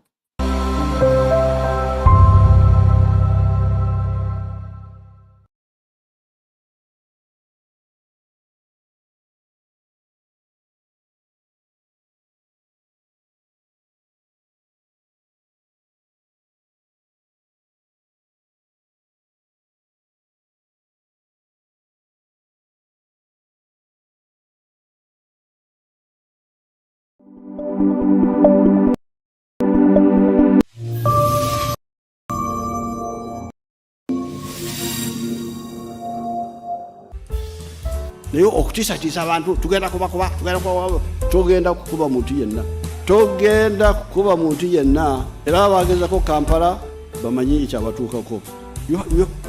Tokkirizibwa wadde okunkanga obukanzi oba okuneewerera engeri gye balonda abantu abatalina makulu be bali eyo be balonda mu kalulu akayita ate abakulembeza abandi badde bayamba tekuli n'omu.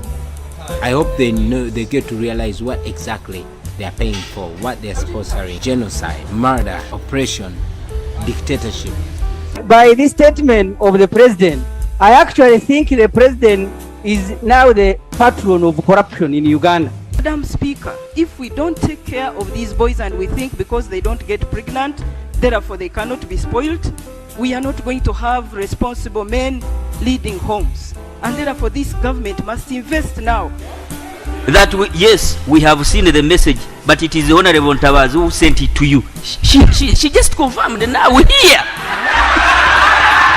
Mwana ba Black Mamba we yayindira kooti nekuba abalamuzi nekuba abonna abali mu kooti si mulundi gumu naye ng'erudde erumba kooti abasirikale. N'olwekyo kooti teziriyo, kooti zawambibwa. Bank of Uganda gye tugamba nti banka yaffe yawambibwa, yensonga lwaki nakati tumaze n'omwaka nga tewali gavana, kubanga gavana y'omu mwami Museveni ne famire ye. Esente zonna sente zaabwe bazikozesa nga bwe bakola ki, nga bwe baagala. N'ebitongole ebyanakyewa byennyini ebitali bya gavumenti nabyo biri mu buwambe. Mwalabye ekitongole kyaffe ekyabasawo nakyo nga bwe kyakoze eki, bwe kyawambiddwa. Ekyabannamateeka kyawambibwa, n'ebirala byonna biri mu buwambe.